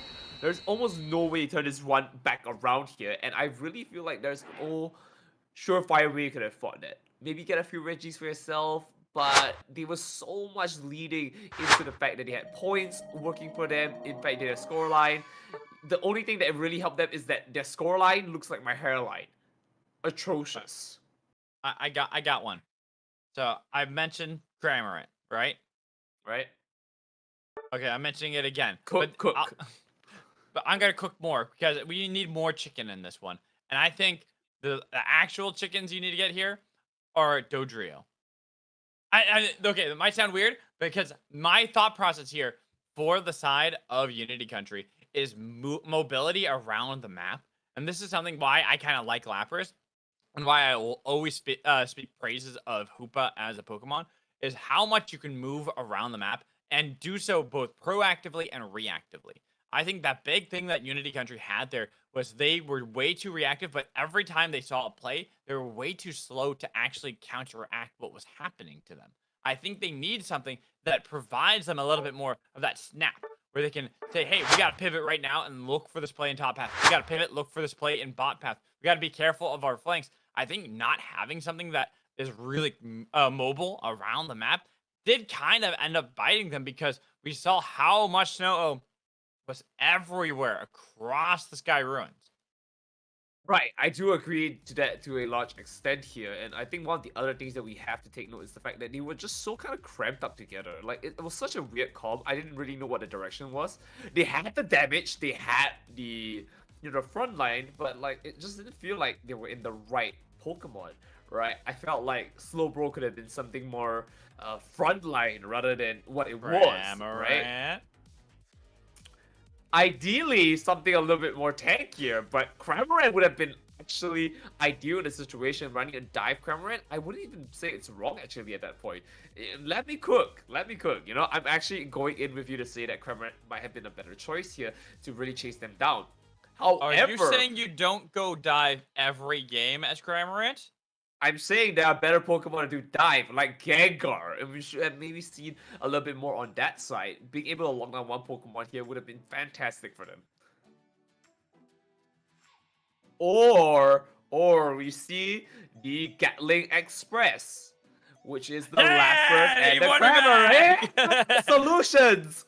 There we go. All right, we're getting solutions here. No, okay. Yeah. Let's actually dissect that game and really what happened. I think that Switzerland, it really was on Snow-O, on this Leafeon, the mobility making that first play that really set the tone for the rest of the game for Unity Country, where they were always having to play reactively. They never were able to be proactive on any play after the first 2 ganks from Snow-O. And I think as this composition, a team that needs to kind of set up a siege, use that backline damage threat of Maridon, you have to be at least on the same footing, if not slightly ahead, so you can start setting up the castle, so you can start building the walls around it. But if you're still in construction phase, they're just gonna kick down the walls since they're not actually held together by anything. Oh my god, you're absolutely right. The problem is they need to avoid this entire construction phase, right? And so they need to pick things that, get up to speed faster. And so the solution is to speed up that process. And so we need Pokemon that evolve faster. So not Cramorant, not Lapras, we need Lucario! Lucario can go to the backlines and do devastation with E-Speed. And with his level being level 5, we would have the solution. It is so simple! Oh my god, you're right! Magical, you're a genius! I gotta tell someone about it. Guys, we've got a solution! We've got a solution! We need Gengar though.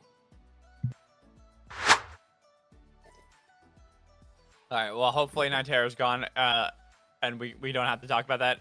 Tano wants Gengar, and I'll take that over the Lucario. Or, I mean, can we just get a Pokemon that's not in the game that can build things? Can we get, I'm still here. Can we get, what, I can't remember its name right now. The one that carries the giant, like, steel beam. Inkaton? No, Conkeldurr. Steel Beam. Yeah, Conkeldurr. Yeah, that's the one. Yeah, that's the one I'm thinking of. All right, anyways, bans, same thing. Not seeing any bans change up despite the teams swapping sides. Unity country, so this is your option. What do you opt to go for in this stage? We've seen kind of some adaptations of Miraidon being left through, but they are really putting all the onus onto having a Blaziken on their side. Something that needs to scale into the late game. Something that is great at securing those late game objectives.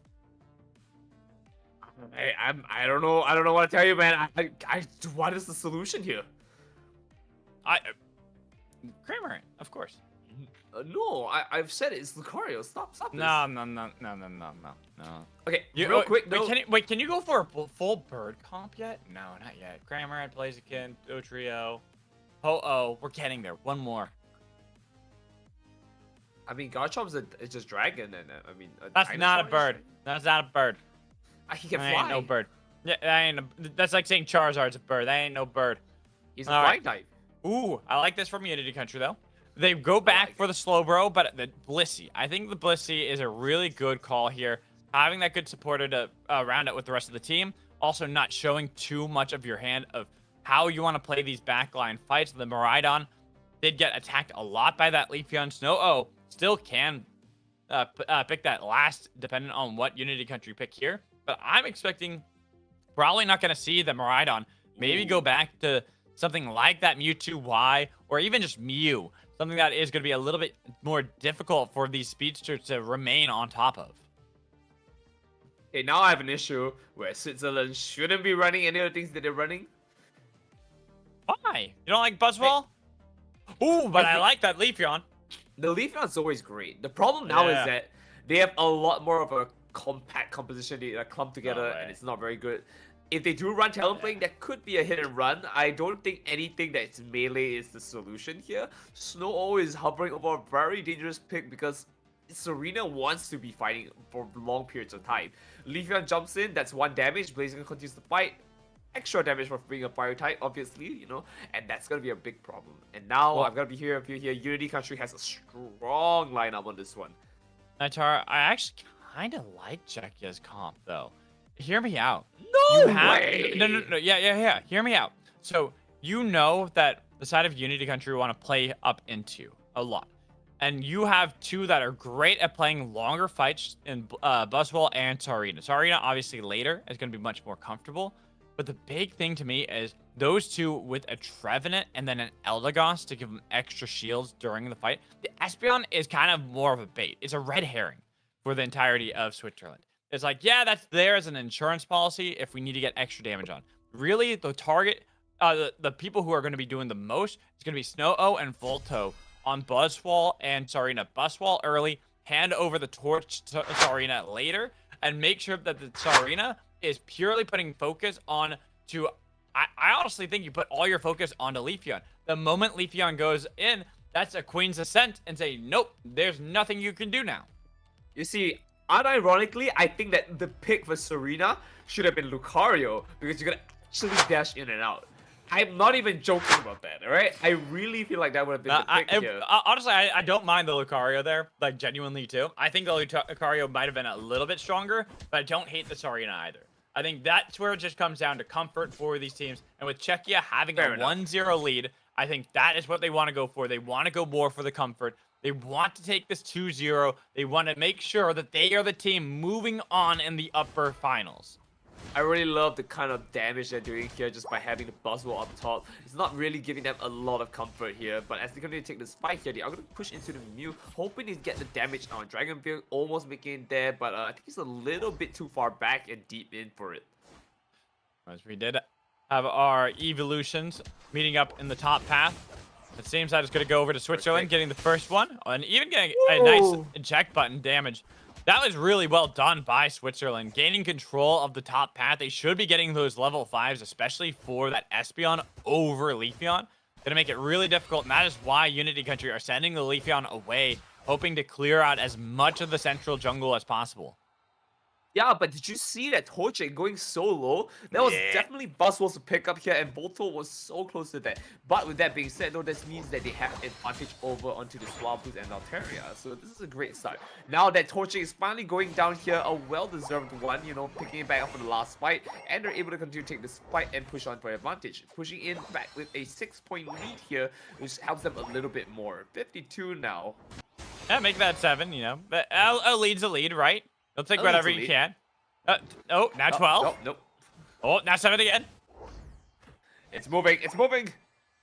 9.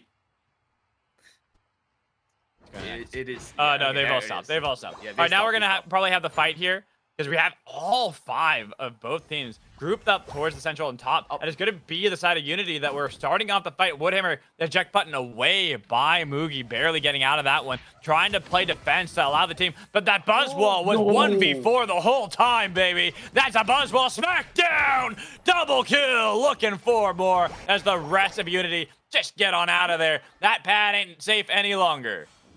And we're gonna see another 28 points be invested into this here, which means they have a lead of 26 after all said and done. With that being said as well, this means that they don't really have a lot of space to work around here as Unity Country is on the back foot despite I feel having the better composition in this one. And now posturing in for it here is going to be the side of Switzerland, who are in such a great position to just stop and like gap them out here. Yeah, and this is where I kind of want to talk about why I even agree with you that I think and the entirety Lucario? Unity Country do have a better composition, and that is the scaling that they have on their side. Just innately having something like Blaziken, even if he is getting taken out 1v1 by a Buzzwole, Buzzwole's going to win early. But once you start getting to later into the game when these overheat kicks are going to be great secure options, even Mew does a great job of scaling. But the thing is, you got to get to that point in the first place. And Switzerland, they did this in game 1, where they are aggressive in the mid game, constantly looking for these skirmishes. And they're doing it again in game 2, finding these knocks with a nice Woodhammer to lock in 2. Make sure they get the Regieleki in the top path, as well as Regice with more knockouts. Blissey hoping to steal that away, but they've locked you down forever and a half. And then you got the hops in. Queen's Ascent to get another knockout. This is all dominated by Switzerland. And if you look at the overall situation here, 191 points. Thank you for like complete. Never mind, 235 suddenly. It's definitely a devastating point because they've got so much lead and they were just trying to pull it back here. It's not even actually a competition that could lose to them if you really think about it on paper, but they are just so dominant in the early game. There's no way you can really catch up. And so it really hurts them in the long run. Look, none of them actually technically have the Unite moves except for Mew and Leafeon, but otherwise, this is going to be a very tough call. We are going to see Psychic Solaire coming in here to push him back out, but again, the damage is not high enough for them. And while you're granted that Switzerland is actually making it work out from the back here, this small little setback isn't really helping Unity Country either. Look at that, Snow coming in from the back, not making anything work. The Storm comes in here, going in for it. A nice pick up here onto the movie, and there it is. The laser comes in. They are going to slowly pick their way out here. Switzerland's looking a little bit dangerous, low here, but still, they can't really turn this one back around here. Finally, Leafeon going in for the back line here, trying to push it back, but it's being caught off here. And the pack down here, the Phantom Force coming in, and that is a beautiful pickup. Nicely done here by Switzerland. At first, I thought things were going to get a little bit dicey for them, that they overcommitted and allowed Unity Country back into the game. But then Unity Country did the exact same themselves, overstaying their welcome in this top path. They thought they had a lot more control than they really did. Switzerland rotated up. They get these knockouts 5 minutes in, and they have a sizable lead. Very sizable indeed. Now that they push in for this here, they're in a great position to try and posture up for the Reggie. But I'm not too sure if they're waiting for it because they have Reggie Lecky on top as well. They have to find a lone bus wall first, and that's going to be a little bit of a problem here. But the Serena comes in, and there it is. We're going to see the smackdown of the century coming in for that one. Sunny going in for the big Snow pushing it back here. There's a slide coming in, going to be very close here. They are going to pick themselves out onto the Reggie Lecky on the top here, but the fight is ensuing at the bottom here. Laser coming out here is going to hit on the Volto, and they're going to slowly push this one back here to Slowbeat. Unfortunately, going down for the count, and there it is. Volto has to make a headway. He's running back for it. And all the while, the top path getting pushed in by the Lecky. That's going to be a second Solaire to get a knockout 1, and look for it. Blissey 2 tries to get away, but it's going to be the Leechhorn. And now, with Mugi showing up, surfing the waves, denying Reggie Lecky, getting that crash onto the pad. So close. We're not quite able to get there. And Unity Country have saved themselves a little bit. Reggie secured, making sure the top pad is secure, and now they have a little bit more freedom to get back on the map, chase down some stragglers of Switzerland who overstayed and got picked off. A nice knockout there.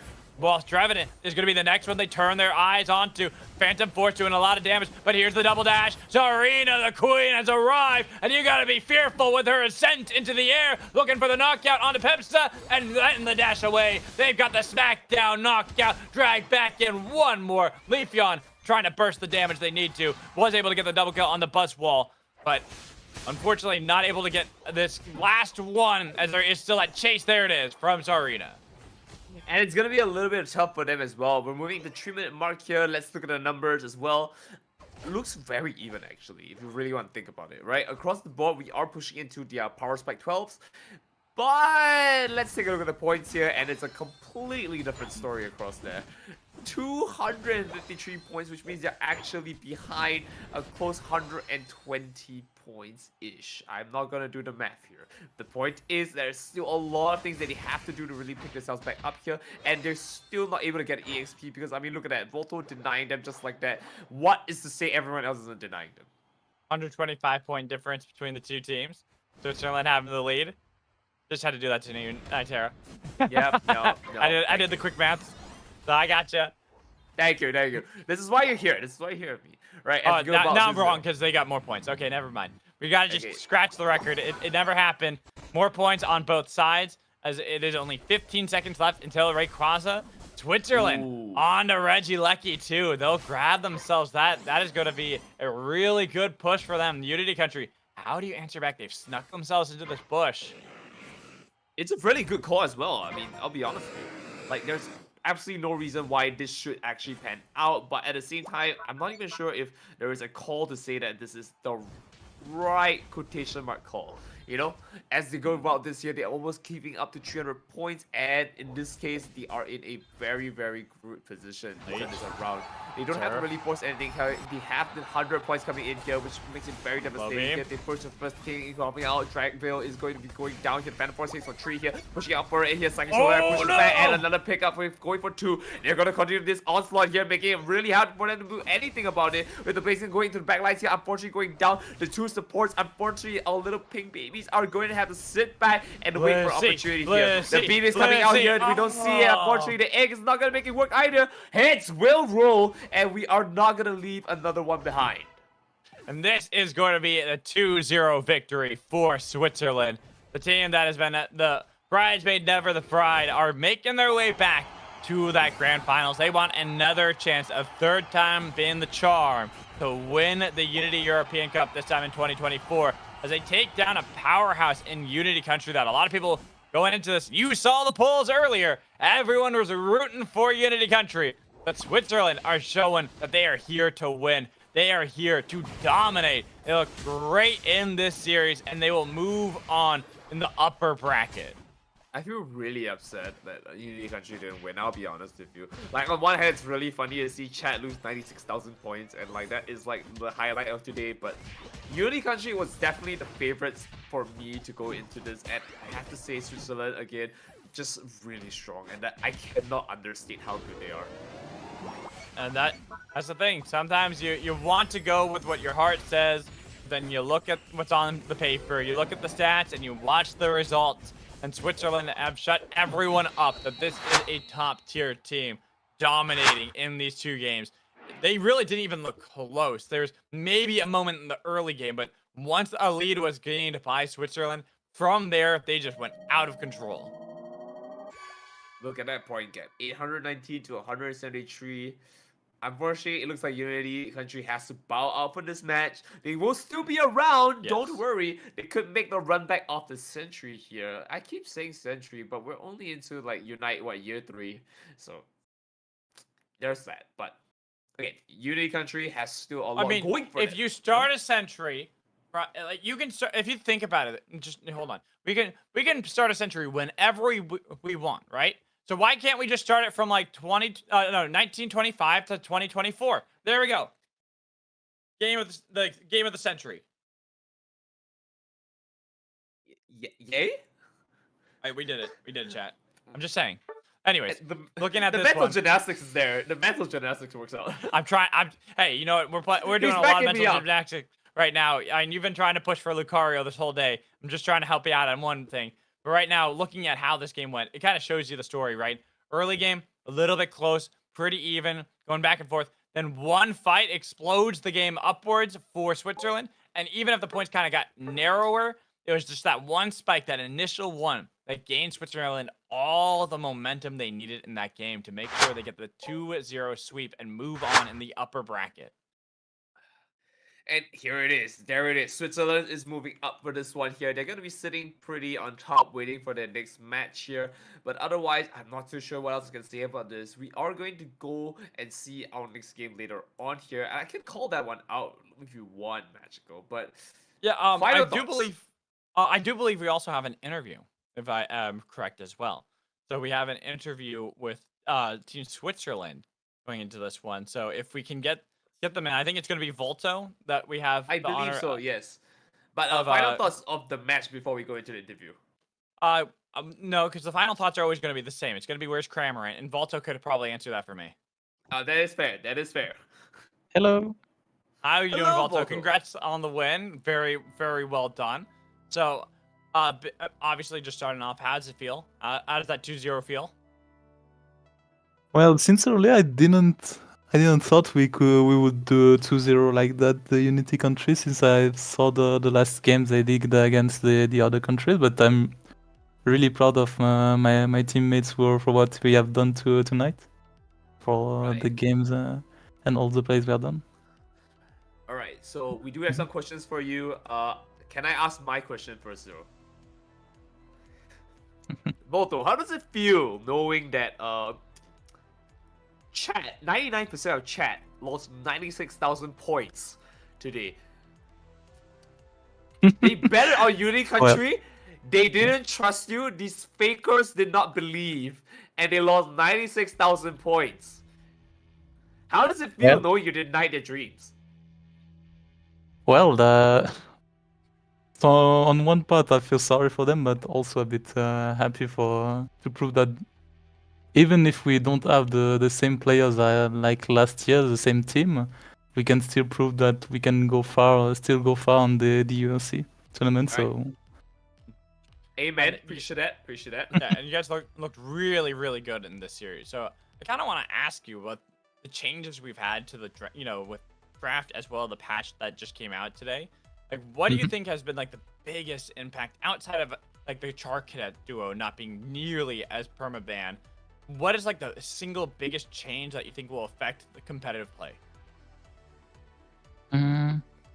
actually, I think the change, like the nerfs on Upa and Zacian, will really impact them. Zacian a bit less because it's only the Sacred Sword build that got nerfed. So there are still, I know that there are still some players that are really good on Metal Claw sets. So actually, the Zacian is still pretty decent, but the nerfs like OO and Miraidon. I think they will be a lot less prioritized since the OO lost really a lot on this patch, and Miraidon also lost a lot of damage on both builds.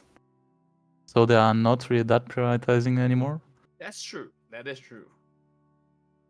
Right. But Mhm. I guess with that being said, though, that means your your UEC experience has been quite a fruitful one, right? Even throughout the patches here, we are seeing you guys still put yourself up on top here. And so I guess the real question for us now moving forward is, who do you think can stop you, or what is your most excited matchup potentially coming up?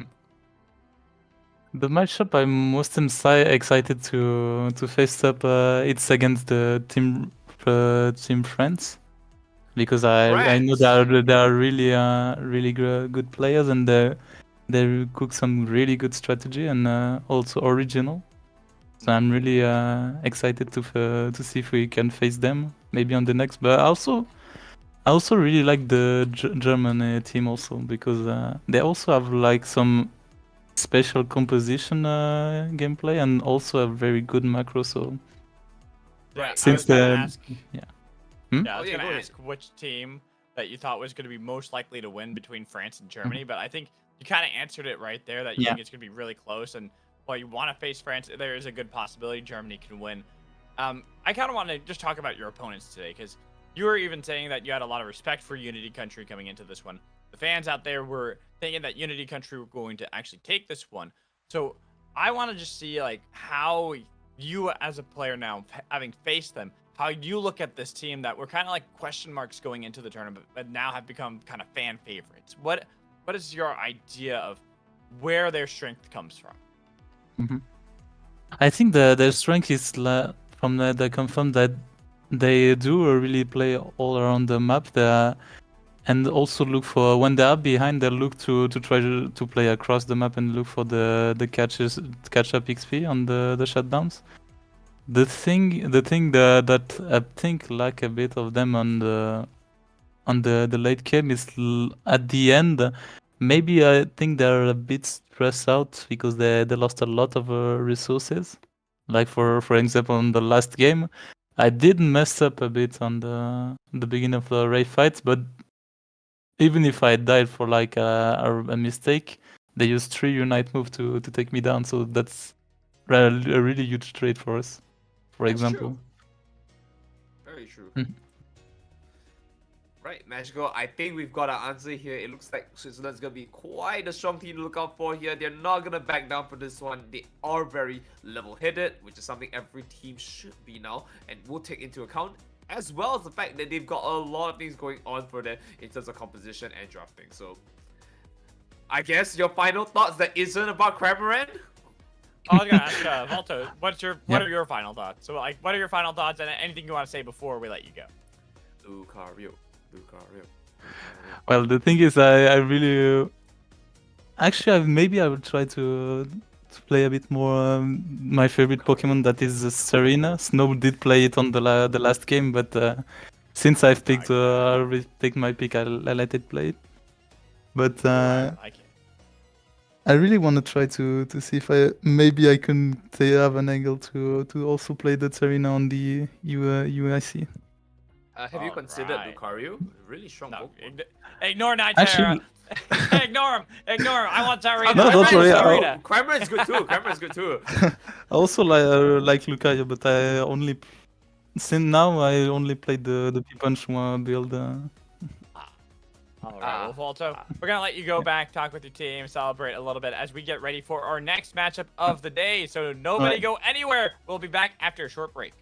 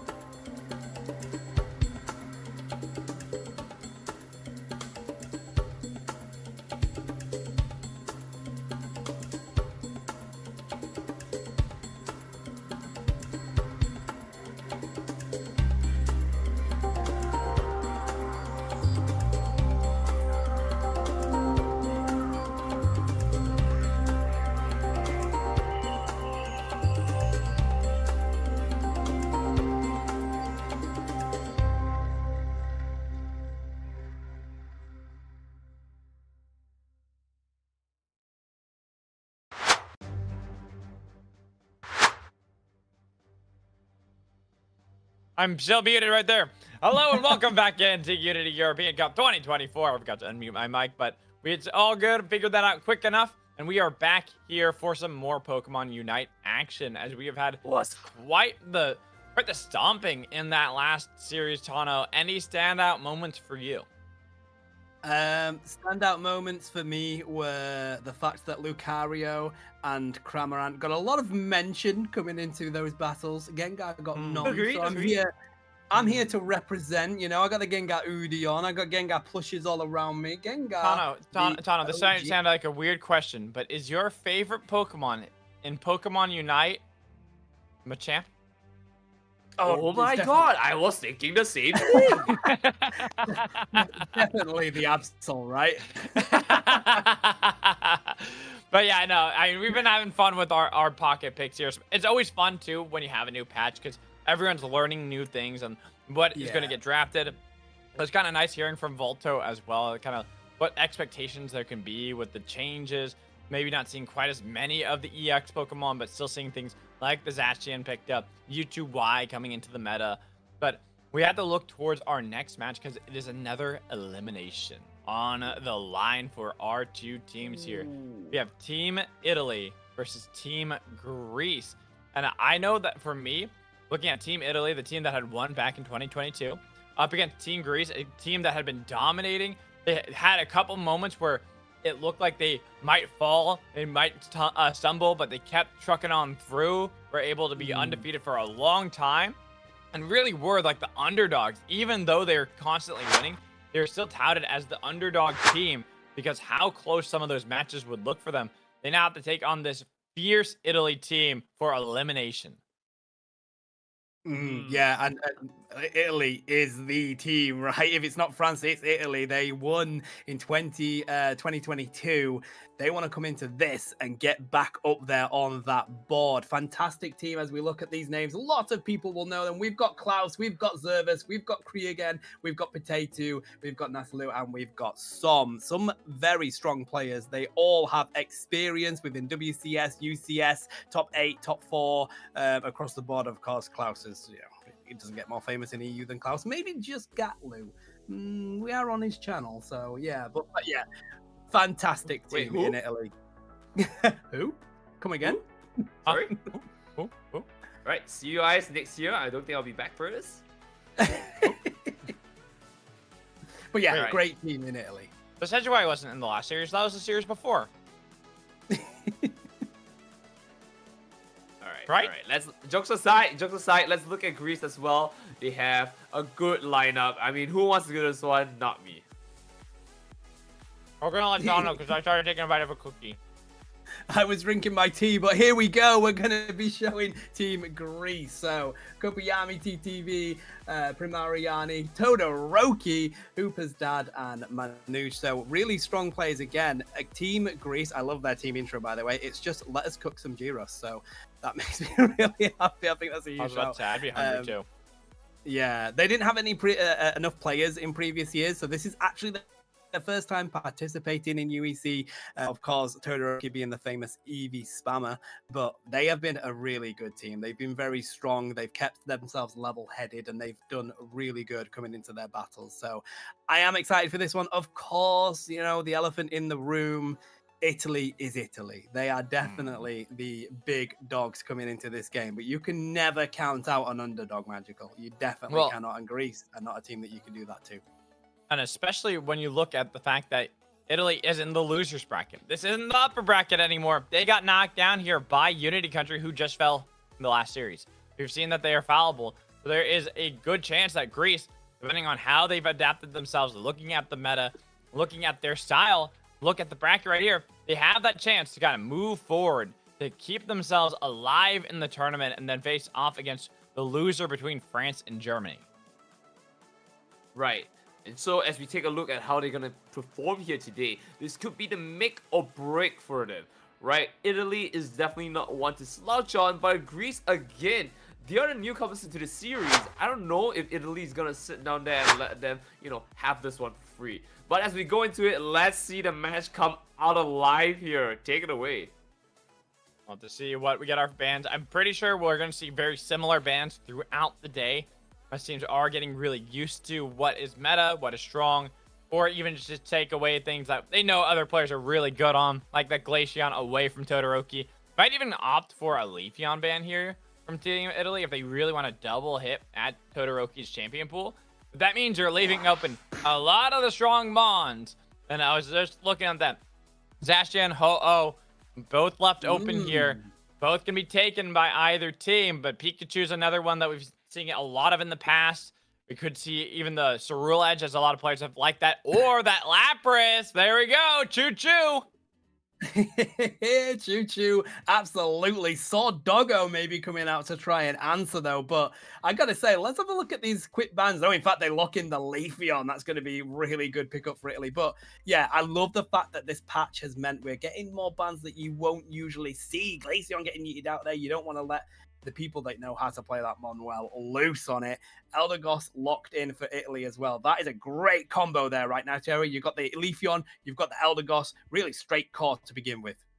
Tell me about it. As they go about this, it is going to be potentially a very divey composition. And so I'm not even sure if this is the right call. Navia going into Ghatlue and Trevenant means that they have to play around this a lot more. The range is going to be the very key factor here.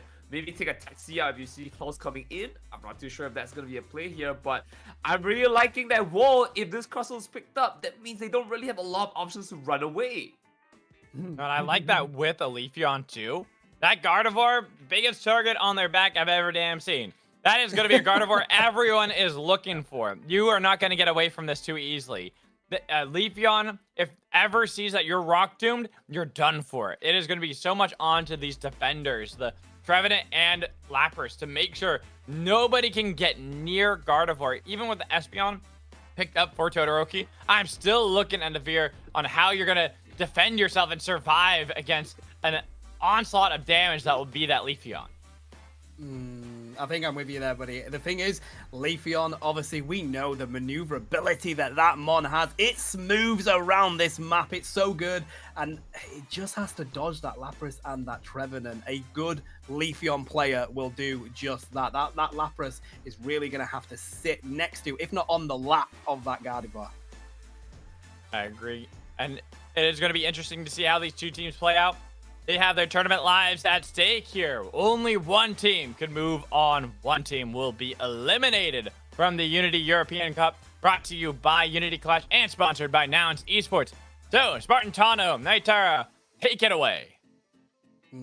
Exciting for this one, buddy. I love the fact that we're going to get the big fish coming onto the field as well. The Gyarados hasn't seen as much of an uptake as recently with its nerf that it recently got in the patch, but it's still a strong top laner, and it is really good secure as well. So I'm excited to see how they utilize that one up there. I gotta be real here. I don't have a favorite for this one. You know, I've been very adamant on the past few games where it's like I have a team that I really like to draft. This one feels very solid, right? It is either dive or be dived, and I'm gonna give it to them, right? If I really had to pick, I want to see Greece come on this one, right? It's gonna be the one composition that's like they get punished the hardest, but they get so rewarded if they don't. Yeah, so rightly. And Leafeon is going straight into that jungle, as we expect to see. They're going to want to go and do some invasion. Of course, it's just that little Curlier going into the jungle right now, but he's the Rolt, sorry. That is actually a slow rotation on that Mon right now. So Leafeon could really capitalize and put some pressure on that. Right, now he's going to continue on this right now. It looks like this Lapras going really crazy onto the stacks here, I think, which is great. All things considered, this Lapras is taking a lot of damage, but it's still in a great position. He's going to pick himself up from that here, giving him a little bit more levels to work with, and they're going to try and defend this, which unfortunately they do not, which means this match comes just a little bit closer to that Gyarados spike here. Picks it up for himself here, and they're able to back away. Advantage is going to be pushing towards the top side here for Italy, as we do see Greece going in for a rotation back on themselves here. It looks like they have the advantage there. I like the aggression from Italy. If you can get a KO onto your Magikarp early, you are going to get that big fish even quicker than expected. You're just going to get benefit from it. But look at the rotation from Greece. They've sent up that Espeon. It means that this Phantom is the only one down here to defend against Italy. They've locked in the farm up from the top side for Greece. They seem like they want to continue with the pressure. They do have that level 5 onto that Curlier. We saw Leafeon trying to dive into the back line. They dropped a huge amount of damage with that Razor Leaf, but they got locked in by the Blissey. So Greece have answered in this top lane right now, Nitera. And with that being said, though, it looks like we've got a pretty good idea of how it's going to pan out here. The nice pickup onto the Lapras here just kind of sweetens the deal a little bit more. And now we're going to push into the 8-minute mark here. We have no one pushing into the central area, but dominant it is going to be Italy, who has control of the map, able to pick themselves up for another one. The little kitty on the side here is going to be knocked out, and it looks like we have a problem. Krilla is unable to farm up safely on its own. Another damage coming in here, painfully so, and now they're stuck here. Leafeon's able to pick up all of these Swablues and Altaria for itself, and they have entire map control until this entire game, now moving into 7 minutes 30. Yeah, Italy doing what Italy have done previously. They get that early lead and then they push in with constant aggression. They keep that pressure up, and that's what they're going to try and do. Leafeon managing to break some ankles there to get out of the CC coming from that big tree. The boosted doing a lot of damage, but we haven't seen anyone felled over on the side of Greece yet in that bottom lane. We have an all-rounder tank off in this top lane at the moment, Nitera, and I think it is actually the Gyarados that will come out on top of that at the moment. We're 15 seconds away from these first objectives. This Leafeon, Klaus just wanting to cause constant damage, but look at that Psybeam. That's the benefit of that move on that Espeon. It's going to do so much in any team fight that takes place. Tell me about it. Now they're going to continue to take this onslaught out and push for the advantage here into the Reggie fight. They are looking a little bit low here on the first pickup, which is great because this means they've got Gardevoir online and ready to rumble here, and we might see Greece make a very nice turnaround here. Reggie Steel is going to be started on, and as we do see the advantage, they have a little bit more HP to work with now after the Colin Puff's healing, but it's not enough to really turn this around. They do pick it up on the side of Mew here, which is insane, but otherwise, I guess Greece has to just kind of play on the back foot again. Yeah, I mean, that was a bit of a disadvantage for Greece. They were really winning that fight, but what a lock-in from the Mew to take that objective away. We're going to see Espeon fall. They can't break themselves through a wall, unfortunately. Grussel was there to answer. Nice beam coming in from the Mew. They're going to try and defend this T1 pad, but I think that might be a little bit too much. Blissey trying to block any boosted coming in from the Mew, and they have actually defended that successfully. Well played to Greece, but Italy continuing to keep the metal on the pedal here, buddy. They are really putting the pressure onto Greece.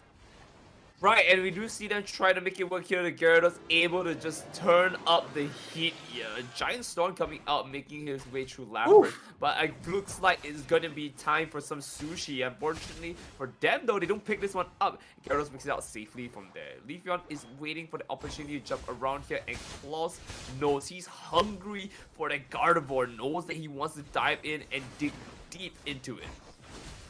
Listen, you've got a Gyarados. The big fish can rip like the best of them, and they do lock in that, and they're going to push onto the Espeon. Nice Psychic Solaire to try and throw off a bit of defense onto this pad, but the Gyarados has bounced on in. That Lecky's going to go in. They can score 40 points here, keep themselves from getting damaged, and they can break this pad. It's on 10. I think that's probably a good idea to do so. They get another stack in. That's a nice overcap for them, but they do lock down the double KO coming in from the Gardevoir. Can they take down the Mew? They continue with the CC. The third. Goodbye. Hey, you may be a mythical, but you're going back to that Pokemon Center, buddy, and they can now push onto this pad and score some points. They managed to do just that, breaking that pad. They've put themselves 86 points, but Leafeon is here to answer. Klaus ain't going to let that one go unanswered. They take down one. They're going to continue to push onto this Lapras. They've got the Razor Leaf out. They bring it on back, but the Blissey is providing too much healing for Greece there. They have to back on out of that fight.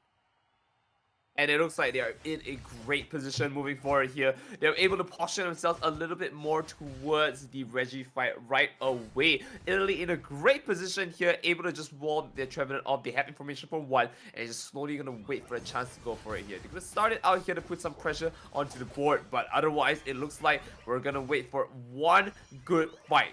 Potato comes in, and it is going to be the start of something incredible for the side of Italy as they push in for it.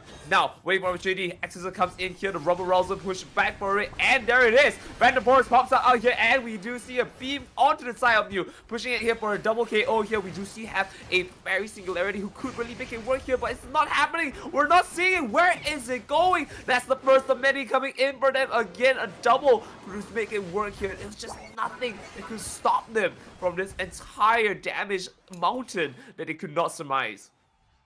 Yeah, rightly so. And I tell you what, Gyarados and Crustle need to open a joint bank account because the synergy is off the roof, buddy. The Rebel Rouser thrown into the Dragon Current and the Baz, it was incredibly strong in that battle. They're going to get an easy lock-in on this Regirock now with this Crustle and Mew. That's right, Crustle and Mew ripping the objective because they have the space to do it. They've taken the Gyarados to the top lane. They want to get that Lecky. Italy want to lock in every single advantage they can get out of this, and they look like they're going to do it. Yes, they do, and they can even pick up the Lapras on the way. Ooh, and I really love how they're going to continue to make this onslaught here, right? Regieleki is now pounding down. They have a lot of yellow on the map here. It's time for them to just go Pac-Man on this one and actually farm up. Or they can even just farm up the Pokemon themselves here. A lot of kills are coming in here, a little bit out of place. Just Psychic Solaire is going to be popped up here, and they're going to the raid fight without it, which is going to be a problem. Klaus, unfortunately, going to be knocked out as well.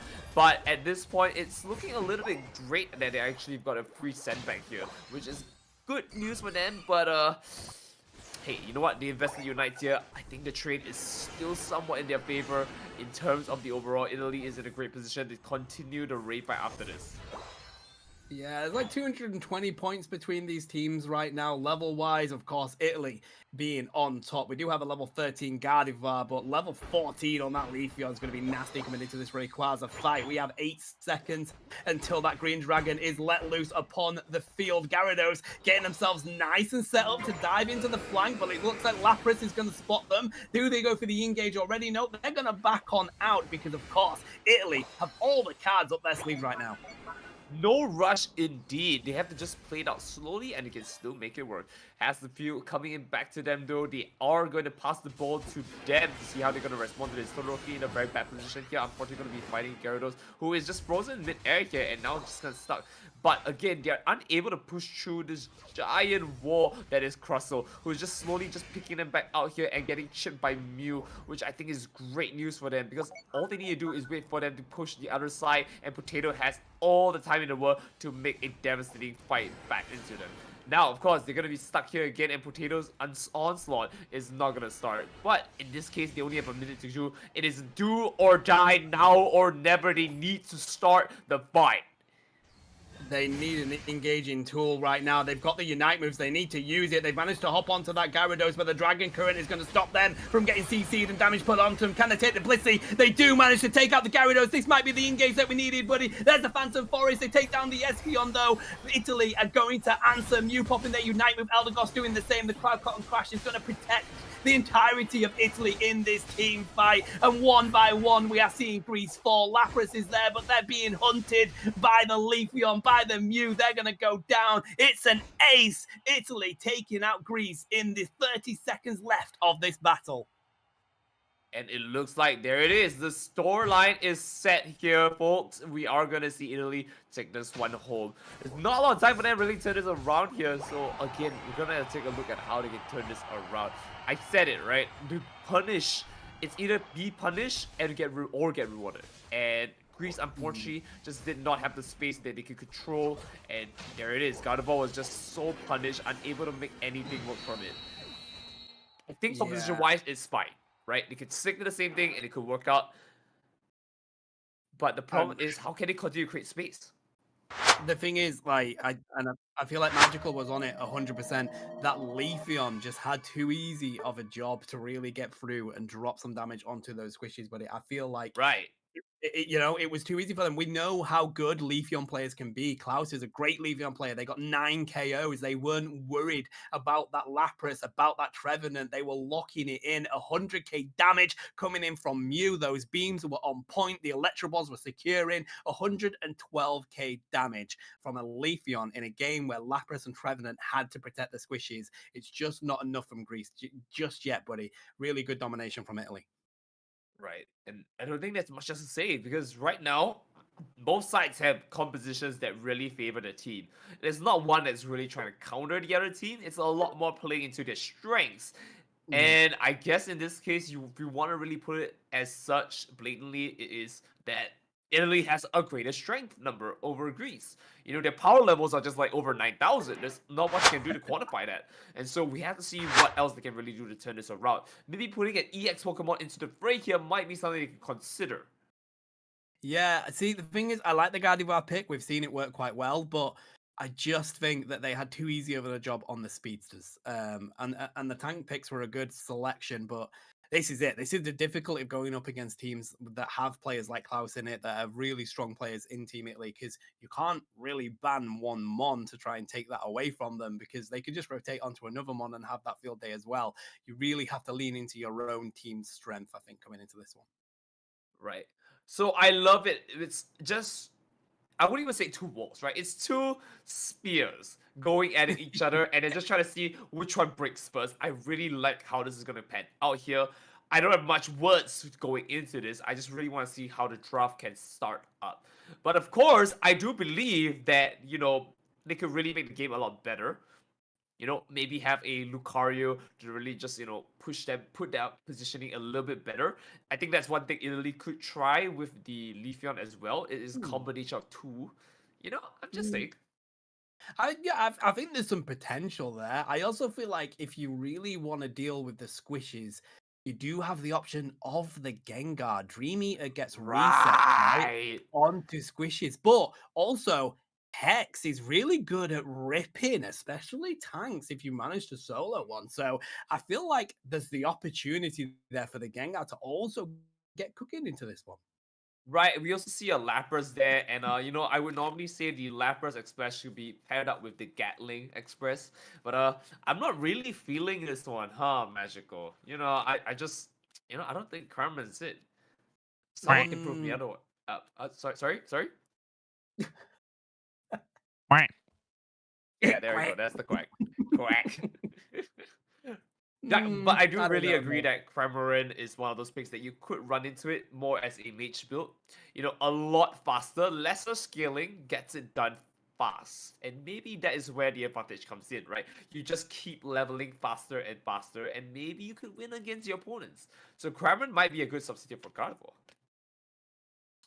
It's surprising. Yeah, actually, you know, very much. Yeah, so. All our Pokemon are like very fast at what they do, which is interesting. Let's just put all of our picks in, right? Maybe we should just put all of them in.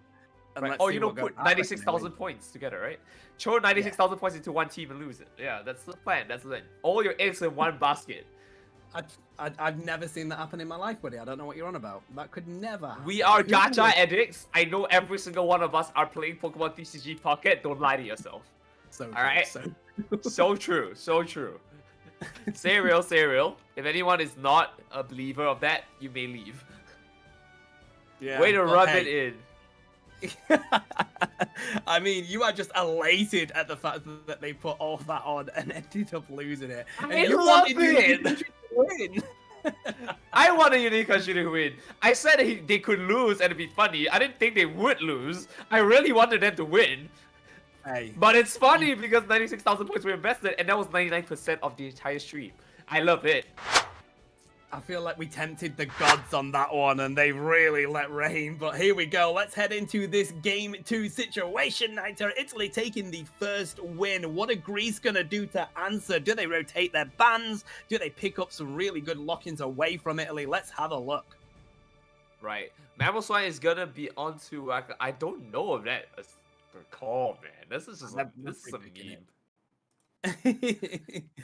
What do you want to see other than Gengar here? I want to see some Talonflame. That's what I want to see, buddy. Talonflame? No. You're cooking. You're cooking. It's not wrong. Remember, they have the dive opportunity here. In fact, I would say Lucario is not a pick that you want to go for. If you want to pick Talonflame, glory to them. That is honestly a brave pick. Brave pick, brave bird, right? Yes, indeed. But I'm waiting to see the whole. Well, yeah, I mean, it's not banned. We've not even seen it tonight. Like, it is such a strong one, but people have felt like the nerfs on it mean that it's not really that viable anymore because you kind of used it as just that sort of supporter role as the ho-ho. But they're going to lock in the Mama Swine over on the side of Italy, and one that we haven't seen a great deal of, but it is a mammoth to be dealing with. Greece with the Leafy unlocking. Again, same thing. We are finally going to see maybe the first EX Mon for tonight. No, we had Mewtwo, so the second EX Mon of tonight. You know, something that isn't Mew. Or do we see Godzilla? Potato, give us Godzilla. That would make me very happy. No, they're going to lock in the Sword Doggo instead. Does Zervis go for the Comfy Collar? No, they take the Espeon. I am surprised at the amount of Espeon we've seen in this set. I agree with the pick as well, because this is a special attacker, right? We have Zacian onto physical, now we have a special, right? So this is fine, all the same. The problem is that Klaus does not have Leafeon on deck, and so it's going to be a weird one for him. We might see an Elder Gods come into play against them with the other side though. I mean, look at that. I don't really know what Elder Gods is really healing here. Maybe we'll see a Leaf Tornado pickup, but we might see a Lucario maybe? Nah, buddy, we're gonna get the Zorak Comfy Collar. No. They're gonna let the Duo Q evil loose in this map. Oh my god, Greece are gonna have to deal with Zervis and Klaus. I mean, also, hey, that Comfy can sit on that Sword Doggo as well as much as it wants. This is a really good comp from Italy. I don't feel good, man. Like, oh man, I I visibly felt that I was gonna puke when I saw like Comfy and like Zacian. I'm sorry, I'm going with Greece on this one. I mean, Greece, I feel like do or die. I love it. Yeah, I feel like Gardevoir sat there going, I'm in danger. I feel like oh no. You've got the Sword Doggo, you've got that fox that is Klaus on the Zorak. I just feel like that is going to be scary to look by a Gardevoir as well as the Mama Swine. But hey, they do have a Serena. Serena is a very strong Mon, completely underrated. People really don't rate how strong it actually is in this meta. I think it's an easy A-tier pick coming into these battles. So I think playing around that Serena is going to be the core point for Greece. Right, so we'll have to take a look at how it pans out here. The game is going to start very soon here, but whatever it is, this is technically match point for the side. Italy, Greece has to do a lot of legwork if they want to get back into this race here. And I've got a feeling Greece has got something cooking. Again, it's a do or die comp. All they need to do is run it down here. So let's see how this pans out. We are going to game number 2 here. Moving into Italy's on the left side, Greece on the right. I'm calling 130k damage on the Zorak right now. You heard it here, Nitera, but let's see how it goes because we do have that Leafeon, and of course that provides really invaluable early pressure. That's probably why we're seeing this company provide assistance onto the red buff, and they're going to go provide assistance to the Zacian up in the top lane. Let's see how the evolution goes in the bottom lane. If you can get that Espeon nice and cooking, you can probably have a good deal against that rolls. Very early on, I agree with this entire sentiment here because it's something that we're going to see very often come again and again and again. There is nothing they can possibly do when it comes to that. Once they are online, it's just going to be so much more devastating. First pickup going in here, we are going to see Todoroki being very low here and almost getting out of it without a small bit of heal here from the Resident Guard. We do see, of course, that Espeon being weak. They dive on it and they take out the Leafeon anyway! You can go up your Flux on as much as you like, buddy. I'm going to dash on up and send you back to that Pokemon Center. Slowpoke to go with you. A nice side of Lobster taken out there by Zorak. An absolute punish coming in for Claus. You took my Leafeon. Alright, I see you. And Klaus just makes it work here. So Doggo on the top side as well, making something happen here. They are going to slowly get some dunks in and back it out. But look at that. First pick up onto the Glossifer here. Just not even an Elder Gods. And again, the Skeeny as well. Oh no. They have so much priority across the board right now. They have so much map control. I don't know how Greece is going to pull back from this one here right now. They need to pick up a huge KO, but Sword Doggo does too much. Secret Sword with that Comfey pocket around it. They're going to be able to get on out if they can just get the healing from the Comfey, and they do fall. A nice pickup by Serena. They hop onto the Zorak, though, and hey, they're just going to clean this one up. Goodbye, Elder Goss. I do like the decision by the Serena to go get another stack in, because that's all you're going to be able to do against that right there. Right, it's a good call to save here, but it looks like you're gonna be cut off right there, and there it is. Right, it was just a delayed KO. It was still gonna happen. Yeah, you're not going to get away when that thing is roaming around this map doing just that. It's level 8 Night Terror. We're not even at the 720 birds, and it's just about to hit their Unite move. It is going to be a snowball coming from the Zorak, but of course, it's really important that they don't int, because that's the confidence that using this Mon so well can give you. Right, and so with that being said, though, they're gonna slowly see if they can pan away or pave a way to their end goal here, which is right now is gonna be the first Regis before they go into Rayquaza, and already the fight is ensuing here. Top side getting so much damage out and about here, they're just not able to sustain themselves. So Rena of all Pokemon able to just back away is already a miracle in itself. Unable to just get the Queenly Majesty stacks off to the Storms, it just unfortunately loses it out to Claws. And now this 2v1 situation, I don't even want to fight this. This is gonna be a very tough one to stomach. It is a hard fight here. Goes in for it. Secret Sword picks it up here, and there it is. Claws at level 10 here is insane because he also has Unite to turn around. The Emerald 2-step just not connecting as well. What a win. This is not going well for them at all. Greece is just in such a weird position. They pick up Claws, but like, what is that gonna do if anything? Positioning wise, they're in such a bad place. Yeah, I mean, it gives them some really invaluable XP, but you are right. I feel like at the moment, Italy are just beginning to snowball it with that level 10 on that Zorak. We do have Psychic Slayer, of course, up on the Espeon as well. So it does feel like Italy are pretty strong. They're going to go for this Lecky. They've got the Sword Doggo with the Rip, so that's not going to be able to survive. Serena looks like they could try and push on in, but they're not going to make it in time, and they decide to back on out of that one. It just seems like anywhere that Greece turns, Italy are there to answer right now. Right, and as we continue this onslaught again, look at that. Top side just has so much pressure going in. Reggie and Lecky. If they all decide to funnel into bottom here, it's gonna be a 5v any number, and it still would be a favorable matchup regardless. Especially with how much number advantage you have in terms of levels, in terms of points, in terms of literal presence. Yeah. And I tell you what, Sword Doggo is now roaming around this map. They know they've taken that top lane. They're like, I've done my job. I'm now going to grab some XP and just make sure that I'm keeping nice and fed. We've got Klaus doing the exact same on that Zorak in the meantime. And it just seems like Italy doesn't want to give any XP to the side of Greece. And this is the pressure that these teams put on. And when you have that constantly in your face during this game, but it's so hard to come back from. Right. Now, of course, that being said, though, that doesn't mean they're out of the count just yet. Look at the fight coming in here. They are going to do other kicks going into it here. They're going to fight against Claws, which has to be forced out the Unite move to try and make anything work. Fairy Security was a good call here to just get some space here, but it's a little bit wasted because now Claws is still alive and he's able to just jump back at any point in time. The good call here is to actually back away here instead, and I hope to see that happen here because Claws is still going and hunting, right? First pick up onto the Leafeon here. We call the Cloud Crash. Unfortunately, not going to connect onto that dead Leafeon, which right now is in a very bad position.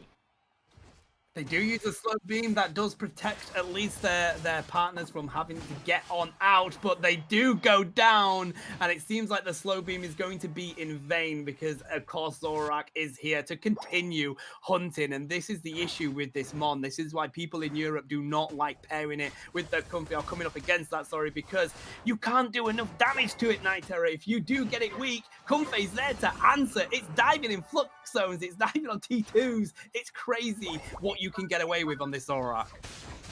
Right. And this is gonna be the problem that they're gonna try to surmise and figure out how do I solve this, right? Because even if somehow you're gonna able to pull your weight back up, right? You're so far behind when it comes to trying to take out a good fight. If they just sit down and wait and get ambushes on you, you are such in a bad position. But this is the issue with feeling that strong on the Zorak. So we've just seen Klaus with the Comfey go to take out that Lecky. Serena was there to answer, that's a KO. And now Greece have locked in that objective. They can push down onto this pad. It's probably a bad idea to do so though, because they do have that springboard up. But they can at least lock in some really important KOs. They want to grab some more XP, but it was a little bit of a tilt to Greece. I don't think it's been enough out of that just yet. And of course, there's a massive Unite move to lock in not one, but two KOs. Are they going to get the triple? I think they are. They do pick up the Ice Fang onto the Zlobo, but instead, Zorak's just going to continue to cause more chaos instead of looking in that triple KO. And the thing is, right, he has a lot going for him. Klaus is running Zorak. His Unite move is actually fairly fast to charge. And with every KO he takes, every neutral camp he takes up, he's just slowly charging it back up. There's almost no way he's not going to get it by the 2-minute mark. No, I completely agree. And I mean, it's level 14, buddy, right now. We have a level 13 Serena at least, a level 13 Leafeon, but Zorak is going to be really important coming into this Rayquaza battle. I don't know. What do you think Greece can do to win this upcoming team fight? It seems like Italy has won every team fight that they've had in this game so far.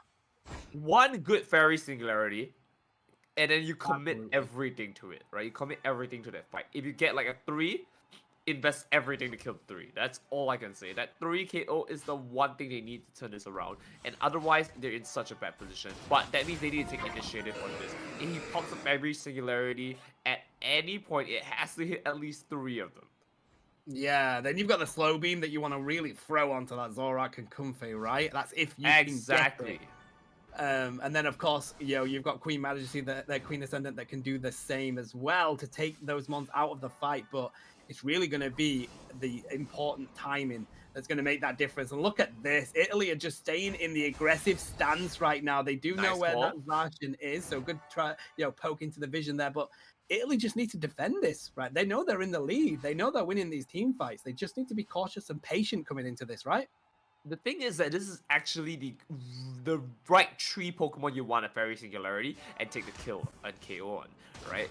Claws goes down, and you see the Comfy pops out, he gets another fighting chance to like KO the Comfy, and then all of a sudden Zacian's all alone, right? So potentially you really want to at least pick up the Mamoswine and of course the Espeon. So this is a very weird positioning that they're coming in here. I'm not even sure if this is the right call here. Nice fight here in the Ice Fang. They are going to start the fight right now though, and they only have a 1 minute to go. Psychic Solar comes in here and they lose the Emerald 2-step unfortunately. With nothing else left remaining though, they have to take this fight here. Where is the Fairy Singularity going to be popped is going to determine how the fight is going to go.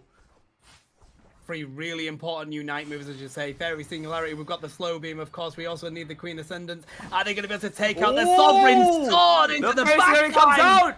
They It dive out the whips! Singularity. The Slow Beam onto the Zacian is going to lock that one in, but look how weak they are. Is Zerva's able to get on out of there? They do go down. They weren't able to hop onto the Mamoswine, unfortunately. Slowbro is going to put up a huge defense against anyone coming their way. Greece may have the answer right now, Night Terror. They've taken down the 3 more important mobs Wait, on the side. look at Leafeon! Look at Leafeon! There's a chance! 5 seconds, can they get the points in? Is it enough? The Gardevoir, they may get the Hundo Burger. They don't, the time's out. I don't know. I don't know. I don't think they did. I think it was like 170 points, and so that was like 130 in return. It's very close. In fact, it's so close that our producer didn't tell us he was going to switch the camps. So it's like, oh my lord. They were there. Greece had a chance at it. Oh. Oh. Wow, the patience from Italy in that battle was crazy, but Greece were seconds, literal, like 3 seconds away from winning that game. What a game. No. Ooh. Greece 100% technically won that, right? I think Italy at the end slipped up. Honestly, if the point count was a little bit closer, right? I think Greece would have had it. Right? Yeah. I feel like Italy, that was just a minus to Italy. I could be wrong here, but I definitely felt like Italy was sitting either being a little bit complacent or just unaware of the situation that they were in. And so they have to be a little bit more careful moving on from this. But first of all, congratulations to them. They are going to be moving on from this round, moving forward into it. So Italy not out of the count just yet. No. But Greece. They played so well. They did. They played so well. I think the thing is, right, when you are a team like Italy and you've been dominating the way that they were coming into that game, you do get complacent at points in the game because you feel confident, right? You feel that confidence on the Mons. You feel like you're stomping. You're feeling it. Yeah, you're 100%. You're feeling it. You're feeling the confidence. So it does give a little bit of complacency at certain times. And I've seen it so many times in these tournaments, Night Terror. They nearly lost it due to it, but Yeah, it is a shame to see Greece go. They've played so well, but Italy, they were did. just so good for at least, 9.5 minutes in that game. Man. But before that, we do have an interview coming up right now, and we're gonna take a look at that. I don't know. How about you introduce yourself? Our interviewer for today is. Hi. Yes, Hi. hello, Kobayani. Again, that was an amazing fight throughout. I'm so glad you're here with us here. And I mean, I guess for starters, how are you feeling? First of all, I just want to say that when we just started this tourney, all Greek players were like, okay, probably we're gonna lose in round one or something, and we're just like, just let's play for Wow. fun. But by coming to stage four, it was a huge accomplishment for us. It was huge. It is. Yeah, Mm, I rightly so. mean, yeah. You played amazing, Kopiyami. I've really enjoyed watching Team Greece playing in this tournament. I mean, give us a bit of an overview of your experience in this UEC as a team, playing together, the synergy that you've developed, and going up against the teams that you have.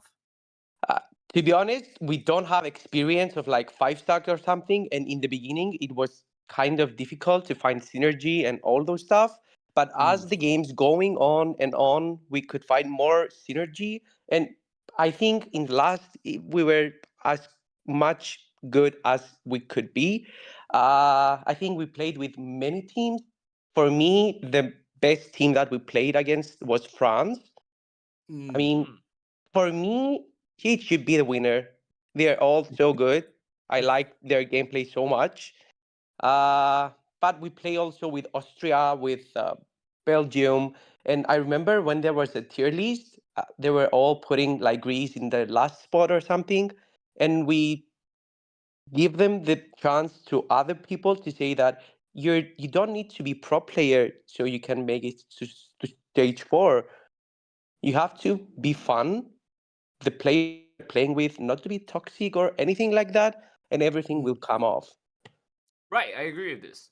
Right. So I guess moving forward, what is the team looking forward to, like trying to switch up or fix up here? Because I really do believe that that last game was yours to win, and then it would have been a 1-1 situation. I'm not gonna stop talking about that. I 100% believe in this. Right. So like, what do you feel are the different teams that you've fought that you can really, like, I don't know, highlight that or like pick up strategies from? Right now, because there was a new patch here today, we weren't prepared. Like, we tried the Lapras on the first match, but we saw that maybe it was not that good. It is Didn't have good for Cameron. me. Yeah, and but then we tried to get Todo Lithium out, but unfortunately we lost like 20 points or something. I'm not sure. It was really close. So we tried, but unfortunately Mamoswine got us, and Gardevoir couldn't ult when Lithium engaged, and that's when all went back. But it's fine. We were really fun by playing this tournament. It's amazing. I mean, more teams should be playing this for me. I agree. yeah. I mean, honestly, thank you so much for being here. It was amazing to see you guys. It's just like I believe we did mention that this is like your first time as well, right? Yeah, Which I've means never played any tournament in my entire life. This is my first one. Wow. and Well yes, you did done. fantastic. So Oh, thank I you. guess Tado, what do you guys have to say for that? Hey, Oh, I mean, Frodo is the god of Greeks. We all know that. I'll take that. I mean, yeah, Guys, that is fine. You're yeah. all so good casters. Good job, everyone. I wanted to mention that. You're all amazing. That's Oh, my man. They're my favorite team now, man. Unity Yeah, yeah. Country second. Straight into you my had. heart with that one. I tell you what though, I have two quick questions for you, Kopiyami. Of course, the first one has to be: what team do you think are gonna win it and take this all the way? France. Yeah, I thought Easy so. one, easy one. And secondly, who is your favorite? Gengar, Lucario, or Cramorant? Come You on. are a There's monster. only one answer. There's I'm only one Team answer. There's only one Gengar. answer. I'm Team Gengar. No! Let's go, baby! No! Yeah, for sure, for sure. I mean, I love you Send even him! more. Send him! Thank you all for all this amazing tourney. It was amazing. Thank you. Thank you for You're taking welcome. Thank you for playing. Thank you for playing. Thank you. Without Bye you, we bye. wouldn't have this. Goodbye. Bye bye. All right. Okay, We- first We'll of head all, to a we're break. banning Tano. We're banning Tano after this. Second of Yeah, all, agreed. Mexico, you and me, I think we should take the last game instead. Like, Tano shouldn't be here. Just get rid of Tano. Just Yeah, let's get rid of Tano. anarchy. This is Alright, alright. mutiny. Mutiny. We'll is what- figure out how this goes, but before that, we're gonna take it to a short break. But before even the break, Magical, do you have anything to say before we go off, since you're here?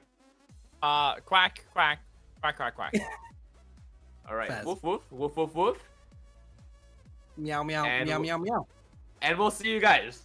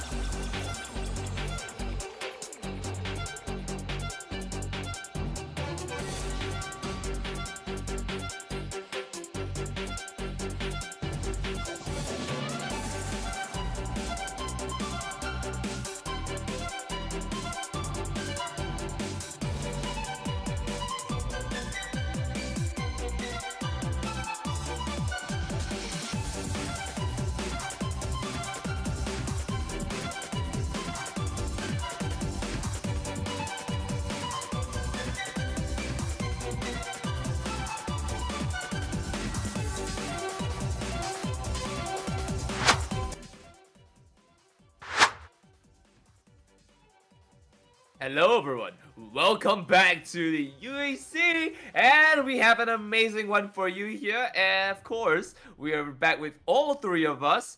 How are we doing? Cat, bird, a bird, cat, Other way. Yeah. Yeah. No, and dog. I think bark.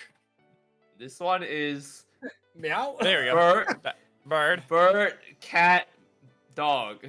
There we go. Now we got it. At least we got it Yeah. now. And I'm doing fantastic because we have one of the most hyped games that we have left that we need to get into. Like Best for everything, last. everything has been like the appetizer. This is the finale. This is the entree, the main course we have been waiting for. Because you look at these two teams that we have playing, and honestly, these are two teams you almost expect to be facing each other again in the finals. Right. And so, of course, when we go and look at it here, Tano, tell me, what are you feeling coming into this last one? You did say just now it was like, let's save the best for last, and I gotta say, we are the last now. We're the last. Buddy, this is the clash of the titans coming into this game right now. Of course, Germany put in an absolute session to take out Italy. They were really, really strong coming into that. So here we go. They're going up against France, and here's the players. We've got Void Venom, we've got the one, the only Ghatlue, Indigo, GG, Daddy Leon, and Aritishi there over on the side of Germany. I think they have been massive underdogs. I had a conversation with Ghatlue the other day. He actually ended up casting his own game. It was that much, we had that much fun.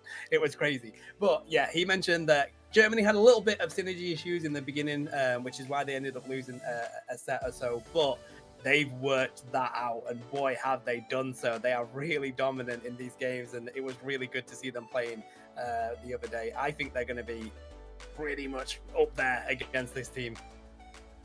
Ooh, I'm really excited to see how this goes, but let's also, of course, take a look at how they can potentially make this one work.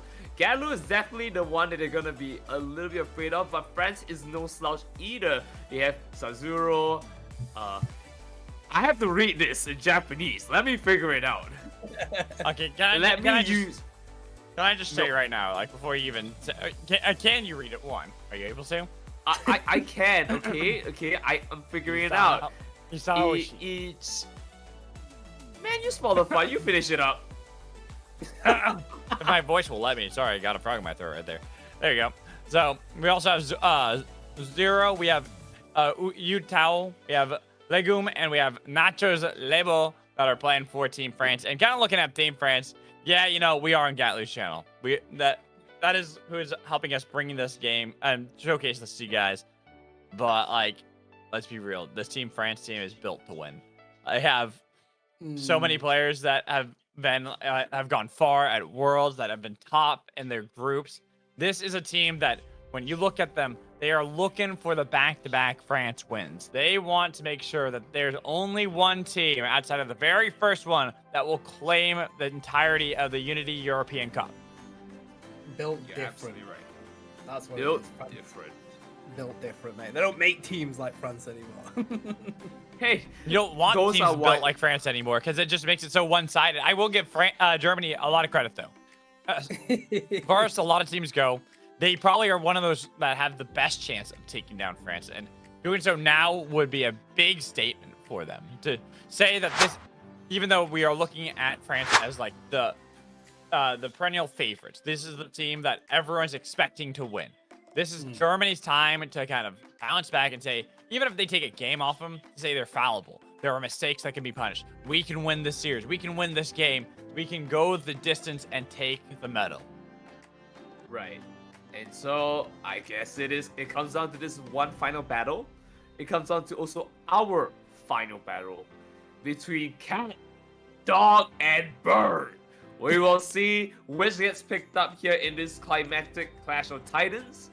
But I am sorry to say, I unfortunately will be bouncing out here. So Magical, Tano, you guys take this one. I'm not coming back. I'll be in chat. Today. You won't be coming back today. That's Not all. today. Yeah, we should spend. I will be Yeah, coming yeah, back yeah. at some point, just not today. Yes. I mean, So it's been a cheers to you. pleasure casting with you, buddy. Yeah, love you lots. Huge love. Love you all. I will continue to stay here until we switch the camera. So it's not that You awkward. want to take my box of done when you're just over it? Oh you yeah, take I this. would love to. I'm so There you over go. it. I'll give it. Thank you. I'll give it to you right there. Thank you. Thank you. There you go. All right. Well, not there. Thank you for joining us, but we got to get ready for this final series. We do. France versus Germany. This is super hyped. Tana, you were talking about this at the beginning of the day. There's a reason why we've been hyping it up so much. These two teams definitely are the Titans. Having them meet so early in the bracket stage, but it kind of makes it nice that it's double elimination. Because these are two teams that we want to see more than just the one time here in this best of three. We want to see how they do over the course of this entire tournament and whether or not they're going to adapt. It all starts here in game one. It really does. Once more into the breach, dear friend. We're going to see if Germany can come out on top against France. They've already defeated one Titan in this tournament. Can they defeat the second? They're going to take the Mimikyu out of the game, and France are going to take the Umbreon in return. I'm just saying right now, Kramer, this is looking like a beautiful Kramer angle. Mimikyu and Zoroark are both gone. Germany, do me proud. I think that's what they're doing. I think 100% that is the plan. They have seen into the future. They know how much you want to see Cramorant. They're going to do just that. They do take out Ceruledge over on the side of France, so not the kind of Sword balance that Doggo. we You gotta go expect Sword now. Doggo Yeah, here. it's gonna There's be- no reason not to here from Germany. You let that go through. I mean, you could take Blissey maybe. Ho-Oh is left open. Mamoswine, Hoopa. There are a lot of powerful picks. And this is kind of what I like about being the orange side. Everyone always says, oh, but purple, you get that first pick. But then when there's a lot of powerful picks, you get two of them. So France now have the pick of the litter. They just don't get the Hoopa. And they're kind of going through a lot of these defenders, taking away the Trevenant that's been taking the place of a lot of the perennial defenders beforehand, especially when Umbreon gets banned. And then Mew, surprisingly enough.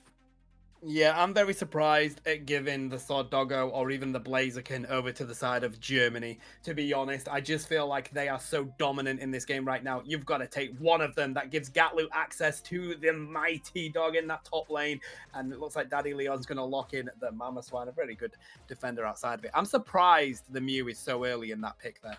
Me too. That's the only thing for me is how early that got drafted here. I expected it to be maybe in this rotation if you're going to go for it at all. Try to grab something that will kind of fit against your opponents a little bit better. Mew is still pretty nice here against the Zacian, but against the Mamoswine does get a lot of distance. And now that you have a Blastoise and a Trevenant on your side to kind of help defend and peel for this Mew, makes it look a lot more cohesive for France. This is a really interesting comp coming in here from France. We do have the Absol. I'm very excited on that one. My second favorite one. Yeah. And they've locked in the Dragon Bike. Okay. That's interesting. Of course, Miraidon has had recent nerfs. We don't know if it's still the XEXmon that just dominates games, so we're about to witness that right now, Magical. But what is Utah going to lock in? They're going to take Shifu. They could either go for the Red Bear or the Water Bear. Both are going to be quite viable here. Probably going for the Secure on that one, I think. Yeah, if I had to imagine what France want to do here, looking at the composition on the other side, you need to make sure that you're doing a lot more damage to Absol or to Miraidon than they're doing to you really quickly. Plus, having that Secure, as you were talking about, it's going to be really big for France. But still, I'm looking at the rest of the composition here for France and how they're able to kind of peel around. The Urshifu is going to be, hey, go find something, act more like a speedster, find these assassinations, while the rest of the team is really defending for Mew. Because that is something that has to get a lot of damage out in these fights. Compare that to a Miraidon. Miraidon's damage is a lot easier to get landed on, especially from a large distance. Yeah, I do feel like I'm edging more towards Germany's side here. I think probably just because from the range point of view, I think the Miraidon beats the Mew, but Mew does a lot more than just range. But I do think that they have more of the advantage there. They have the Absol, so they've got the speed around the map, the maneuverability. Absol is one of those mons, Magical, where if you hit your target, you get your crits, you feel like a god. You feel like the best EX mon in this game. But if you don't get your crits, it's really difficult, and you can put yourself I was about to say. kind of out to sunder. Do you know what I mean? You could be left in the back line, having to try and dash out without doing as much damage as you hoped. But of course, these are pro players, buddy. They're going to get the most out of these mons. I'm edging more towards Germany. I know we're on Ghatlue's channel. We try not to be biased. I've never been biased in this tournament in my life. But Nah, never. I feel like, yeah, it's going to be an interesting one. I feel like France are obviously just the such a fantastic team. They've worked together so well. The synergies out of the roof, but I don't know. Germany are cooking something here. Yeah, while Tano might lie to you about being biased about Cass, I'll be very honest with you. If it's not Kramer on a team, I'm neutral as it comes. Because right now, Germany versus France, they have loaded up onto the Thea Sky Ruin, so they are battling it out, looking to see who is going to move on. Facing off in the upper finals would be big for either of these teams, especially for France, to try to reclaim the title back-to-back years. We do have an invade coming in from the Hooper. They were warding it off. They were prepared. So Indigo's not going to be able to do as much on that as they hoped. Of course, Kung it's very slow at a jungle rotation. You'll always try and take advantage of that. They may be able to lock in the blue buff away from it and lock it away from that evolution. That's what they want to do here. Let's see if they can do, though, because Utah, of course, is pretty good on this mod. We do see the Mew coming in to provide assistance. I think they're probably going to lock that one in. They get the evolution, and we need to see Indigo go back home. Yeah, Utah getting it. That's going to be big. But the knockout in that top path where Ghatlue just gets jumped on by both what is that? What's Absol? Like a fox? Is that a fox or is that a cat? I actually don't know on Absol. I feel like cat. It's like a big cat, isn't it? Right? It's got those big talons. Yeah, but I tell you what, we don't need to question though, buddy, is the big electric dog up there. There's the dragon bike that just shoots those beams from afar, and it's so difficult for anyone to handle in such early game like this. Oh, War Turtle stage. Still playing aggressively there up against the 1v2. Getting a lot more pressure than I expected. So really interesting from Team France that enables them to now contest these Bell Toys. And I think it was secured by them. So it's putting Team Germany on the back foot in this top path. Oh, nice dive in there with the headbutt. They do have the Elder Gods to provide this distance, and they may be able to get out of there. They haven't even been able to get the sword dance off. They do use the water bomb, but there comes the Psycho Cut. There comes the pursuit. Goodbye, War Turtle. Sent back to that Pokemon Center. We're probably going to see the same with Glossifer. No, they don't get the pursuit on the back of that Glossifer, so they're going to be able to survive that. And we see the pressure coming in. It is single strike. It is that lock-in on the Shifu here, Magical. Kind of what we were expecting on this one for Team France. And looking at that play, I gotta say, it's going right to what you were talking about with Absol. When you land those crit strikes, when you get the perfect placement, you do a lot of damage really quickly. And Team France, they thought they were safe, but then Absol came out of nowhere, pounced, and now they're trying to pounce into this top path and go for the dive onto the pad. Don't get any points they can at the time being. There is going to be the portal away, but that means that Team France gets some freedom to get a lot of points scored for themselves. Literal milliseconds on Zacian getting back to home base or getting KO'd there with the Shifu. So I think that is what this game's going to come down to be honest. The milliseconds on who locks in what in these battles. It's really close. 69 points on the board for France. Nice. 19 on the other side for Germany. Let's see what goes on. We've got a Regiseal in the bottom lane. We've got the Absol there. A lot of damage. They're trying to zone out this Shifu, but I don't think they're going to be able to. They've got the lock-in. We have to use the Unite to do it, but it's Trevenant that does it instead. Locking in the Regiseal for France. That's a huge pickup. A huge pickup. And for Team Germany, you got to feel real bad on that. You thought you had the secure. Pilliswine did a lot of work to keep them from entering the pit for as long as possible, but wasn't enough. You only imagine had it been a little bit later and you were actually Mammothswine, would have been able to buy a little bit extra time so Team Germany could have actually gotten themselves that objective. It's the difficulty of that mod, right? It takes a lot to get there, but it's not difficult for Shifu to lock in KOs like that one. Woo! Goodbye, Mariah.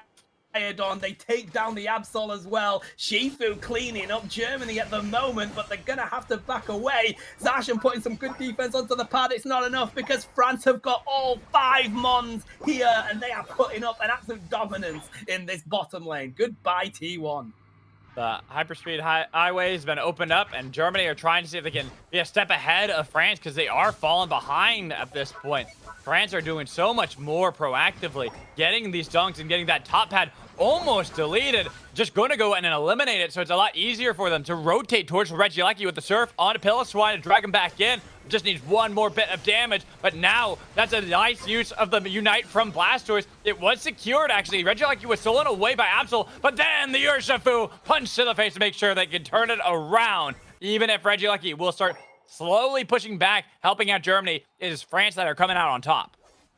Yeah, it seems like Germany managed to lock in at least some advantage, but then France just do more coming into these fights, into these objectives. That Absol using the Midnight Slash to try and stop that Hydro Typhoon from stunning them, locking in that Lecky was huge, but yet France managed to secure the KOs. They defended the Lecky, so they've actually come out of that with more in an advantage, Magical, and that's what's going on in this game right now. That's why Germany are kind of grasping at straws at this point. They're hoping they can get anything. They've gone down to Regice because they need one of these objectives to be useful. They secure themselves the objective, and they even get a little bit of a dash back, but Absol needs to get back into the party because that's going to be the Phantom Force getting a lot of damage and followed up with the Meteor striking down. Yeah, really good lock in. Of course, that is what the Miraidon does. And France are just going to continue to defend that goal. They're going to grab the XP from the mid area, and it just seems like they can't take them down over on the side of Germany. Of course, Blastoise going on in. They use the Surf to get themselves away. Eldegoss there to provide the healing. It seems like France want to continue putting pressure onto Germany here, but they're a bit cautious about it with the amount of Germany that are sat in that jungle prepared to get a KO. Well, you kind of have to when you look at the compositions drafted for each team. And this is really when we're going to see both sides, I think, at their strongest. You have Absol at level 12, the speedster that is looking for someone who is lower level, like a Mew, like an Eldegoss, to be able to jump on top of. You're even getting your Zacian and Miraidon to higher spikes, too. So they're going to be all important. While the other side, France can rely on this Urshifu, who's going to be a terror here in these later game fights. If he gets picked out, it's going to be disastrous for them. But as long as they can make sure that he is diving into the backline on a Miraidon while they're not losing out on Mew, France have a good angle for these fights. But they got to be careful because they're losing so much in the spot path. Another Unite forced out. That Hydro Typhoon did nothing but delay. I gotta say though, I love the decision from France to go score those goals in the T2. They saw that T1 was going to get broken. They saw the rings were left unbound. Everyone went down there. Now they've put themselves, everything that's been scored by Germany was scored by France in that T2, buddy. They've kept themselves in the lead. They could really push on into this. It feels like coming down to this Rayquaza battle in about 50 seconds, France are still going to feel like they are having the advantage due to those points scored. Huge. Interesting. They open up the hyperspeed highway to get into the bot path right here, letting Regieleki get the crash in because they want the fight at Registeel. 30 seconds left until Rayquaza spawns, getting these additional resistances. Germany making the call for the late game team fights, knowing that that's going to be the important part. They're going to secure that and look to see if they can re-enter the fray. But it's going to be the Ice Fang on a Blastoise. Pretty tanky. Surf back drags in him, and look at how many are just dragged across, mopping the floor, but nobody falls just yet, despite how low they got. Another hyperspace highway hole taken away. So everyone's going to start healing up, waiting the 10 seconds out for Rayquaza. I understand the thought process going into Germany there. They do have to win this Rayquaza fight. It's the only way they're going to win this battle. So they wanted to get that buff. They wanted to go into this feeling stronger. So I understand that. I just feel like they're going up against a really strong, aggressive France team that are feeling even more confident with more of a lead that they've got. We're just waiting to see where the engage is. They do try and pick up the Absol. They use the Midnight Slash, but they're not able to lock in anyone. So that's a huge Unite move not to have right now, Magical. They've got the rings unbound. Can they take down the boosted? Takes down the Hooper. The Surf to push the Mamoswine away. And the Absol comes on back, of course. There's the Cotton Crowd Clash that's going to protect the Mons on the side. And the Hydra Typhoon doesn't lock in anyone for a KO just yet. 36 points in that top goal, but Mew is there to beam them away. France are taking control of this battle right now, Magical. Germany have to come out with something.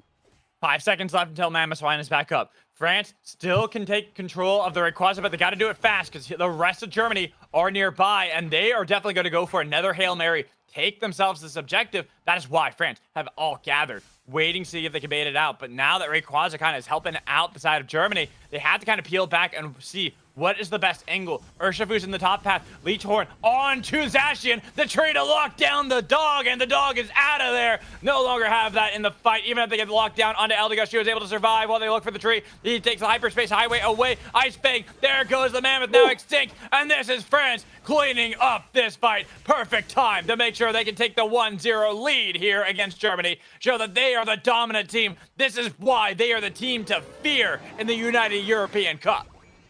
They're just so confident in everything that they do. They didn't have any Unite moves left in Germany coming into that one. The Sovereign Sword, the Doggo was down. Absol, of course, still has seconds before they spawn. A nice 62 dunk going in there by Hooper. And they pop the rings unbound to try and break that pad. They know that the only way they win this is by scoring points. But unfortunately, they've just backed them up to their home base at the side of France. Nobody can get out, Magical. France taking the one over Germany for this first game.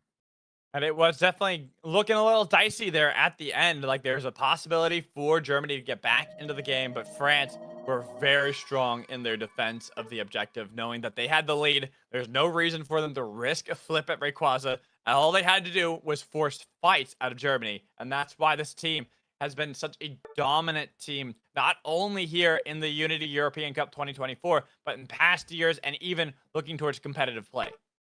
Rightly so. And I've got to say, what a way that France play together. The synergy between their teams, amazing. But it's nice to see it from Germany as well. Of course, every game has been 2-0 on cast today. Will we see a game-free situation? Germany need to work something out. They need to come up with some sort of solution. I feel like the goals were taken away from them quickly in this by France. So they took away the rotations that Hooper provides quite quickly. I don't know. I don't know how Germany come back into this one because they were pretty dominant with France. I think the big thing we kind of look at how this composition wants to run, and it's get Absol ahead early and snowball out of control. And the Absol was kind of scary, but like almost like when you go to a haunted house that's set up by like a kid's school, and they have like the jump scares that kind of go, oh, that was good, nicely done. That's kind of how the Absol was in that game. It was like, hey, you got me a little bit. Good job. You know what a good metaphor. I like that. I'm bored with that one. What do they do though to make that scarier? Put a mask on it? I don't know. Let's find out though, because we're going into the game 2 situation. Are we going to have any difference in these bans? I don't expect so. Maybe. No, I think we're going to get the same here. I think so too.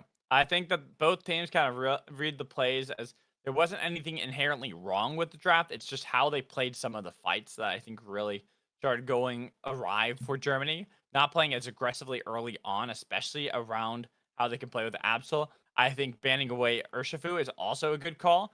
The Zoroark, while yes, is annoying to deal with, especially if you go for the Zoroark Comfey comp that we saw earlier today. I think that just Urshifu in general is a better ban to take away. Yeah, I agree. Both movesets on Shifu are very strong in this meta right now, so I love that. I think that's a great pickup. Of course, taking the Mimikyu away is also interesting. We have a lot of all-rounders banned out right now. They're going to lock in that Trevenant first. Interesting first pick that now allows France to take 2 Metamons. Hoopa being one of them, so it's the trade, right? It's which ones do you want to trade out? You only get the 1 when you're on purple, but you can get 2 when you're on orange. And Hoopa, France getting a very strong front line as well. A very difficult team to actually remove from the map.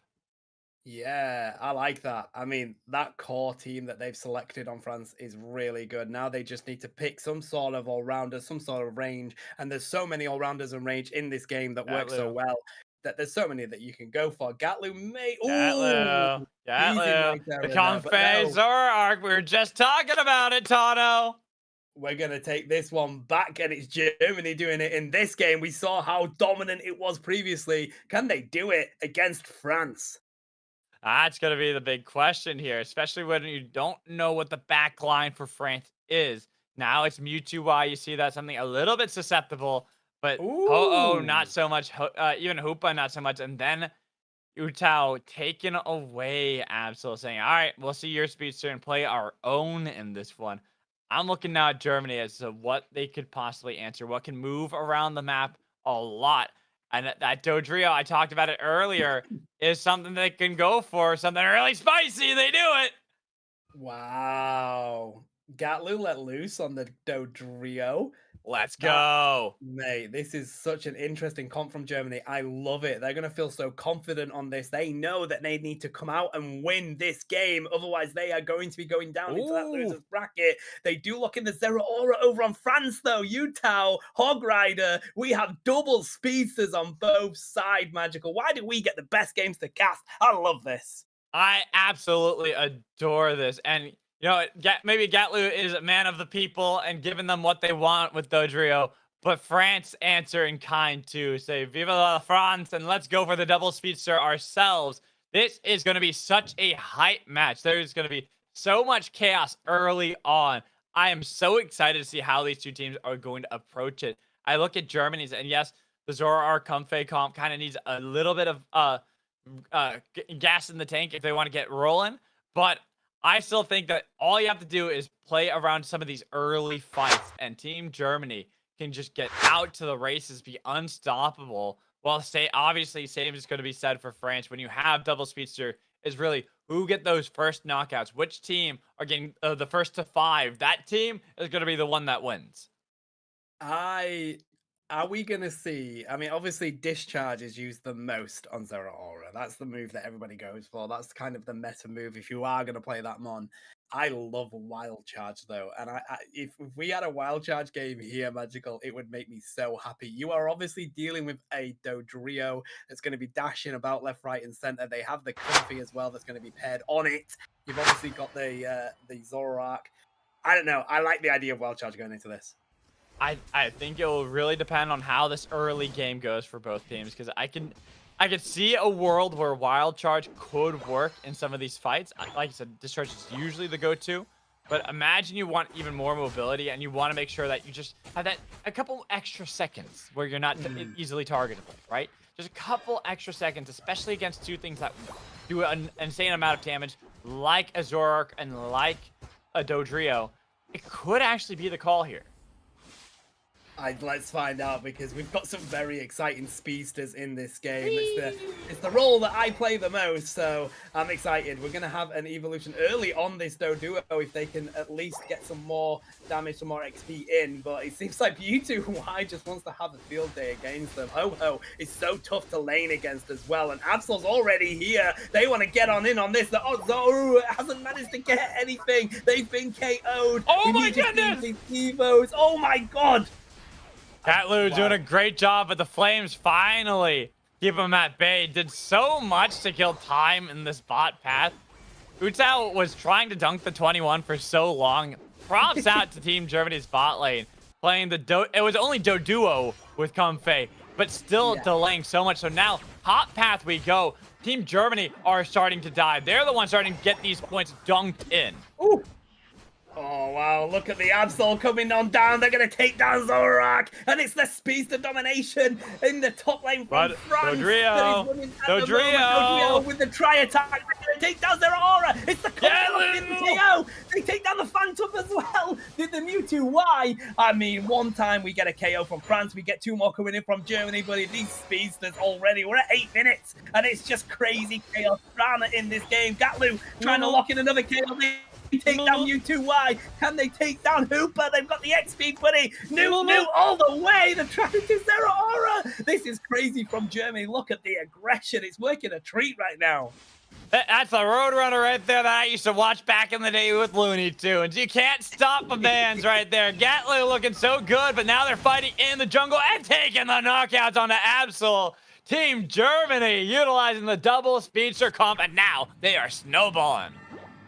Just a matter of who gets their Unite moves up, who gets these levels more. We've got 8 on Absol, we've got 8 on Zoroark. Ghatlue cleaning up the Hooper here. They've got the tri-attack. They've got the jump kick. Goodbye, that's 4. Hooper. Such a cleanup for Dodrio, and they've hit level 8 as well. Crazy. 5 points between these teams right now, Magical. Dono, I said whichever of these speedster gets to 5 knockouts first is going to be the team that wins. I think it's 4 right there. Have been picked up by Ghatlue. This is where we gotta watch. I think that you can't stop these birds. They're trampling all over the map. That they are. Mewtwo-Y trying to put some pressure into the side of Germany. But look at Ghatlue. This is illegal, buddy. You're going to end up going to Unite jail if you continue committing these war crimes. They're in the back line of France. We're literally at 6 minutes 40, buddy. And he's all the way down near the home pad. Now I get what Ghatlue's been doing this whole time. It was sandbagging game 1, making it look close on the stream so he could bust out the Dodrio and say, this is how we roll. This is the comeback. We're going to get this reverse sweep here and move on in the upper finals because he is looking unstoppable. on these triple birds here. Still diving, getting more knockouts on Mewtwo Y, but maybe overcommitting this time. Finally gets knocked down. And that was the hubris playing against him, while Team Germany still trying to battle back the best they can. They now have the Zoroark. That's the insurance policy, baby. Starting to dive into the back line. No rekindling flame. There it is. Going to be able to bring some back, but it's only the Hoopa. So you're locked out on one, while Comfey and Zoroark did make their escape with Mew. They'll survive and not get knocked out until they actually dive, because the overcommitment was nearly there, but dashing away. Beautifully played by France. I gotta say, this game is so exciting. It keeps going like a pendulum. And the thing is, Germany felt so strong that they may have committed too much and given so much XP to the side of France. This is the issue with playing as a team and dominating a game. You get overconfident and it can really put you under pressure, because you just end up giving KOs over to the side of France, buddy. Wait a minute. I just realized. This truly is the Wile E. Coyote and Roadrunner game, because we have Zoroark and we have Dodrio on the same team. Mm-hmm. So wait, and they're both competing with one another for who's going to be the better speedster in this one. So is it Wile E. Coyote or is it the Roadrunner? That's going to be the big question. But they both got to escape away from a cat that's prowling, getting the knockout there. Well, Dodrio has made their escape back towards the top pad that's still there, a root, but 4 members strong, one of them being a speedster, nearly was able to dive into the back line. Well, whoo, that Mewtwo got close to death. Yeah, I mean, it was like a glitch on my screen, and all of a sudden they were nearly KO'd. They've broken the pad, though. France are giving themselves a lead. They're over 100 points ahead. Ghatlue has got the sights on this Absol. They've got the tri-attack. They have to use the Comfey to keep Ghatlue running, and they need to utilize that, because they do manage to get away with the tri-attack, but the mystical damage coming in from the Absol wasn't enough. They lock in the Lecky on the side of Germany, buddy. These fights are just becoming insane to cast. It is non-stop action from the get-go here in this game. They ain't done. They keep battling, and now the Ho-Oh goes into the bot path. The top pad is going to be in danger. Regieleki is pushing, and so is Team Germany. They're looking for the play with the rings unbound, looking for any damage. They get one down, and that's the Zoroark. They got rid of both Wile E. Coyote and the Roadrunner, and also got rid of the Acme product to boot. Absol saying, nah, I'm the speedster god now. Look at me. Look at me. I'm the speedster now. Quadra coming out of Absol. Fantastic play from Utah. And France are managing to keep themselves just in the lead in this one. This is going to be the Rayquaza battle for the ages as we come into it, Magical. It's 14 over on the side of that Absol. Well, the problem is going to be, how do you stop the Absol that's level 14 when you have both your speedsters down 2 or 3 levels to it? Team France, they were silently in the background, making sure that this Absol was getting fed. The kitty cat was becoming a tiger and is ready to rip apart Germany. It's going to be so interesting, because the first speedster to be picked off is really going to give the advantage to the other team. And I don't know, because Zeraora has to go in, drop that discharge, and then drop on out. Whereas the other speedsters are really, other than maybe the Dodrio, are just going to have to engage and really put that damage on down. We have 45 seconds away from the Rayquaza fight. We have continued battling going on in this midsection right now. There's no farm except each other.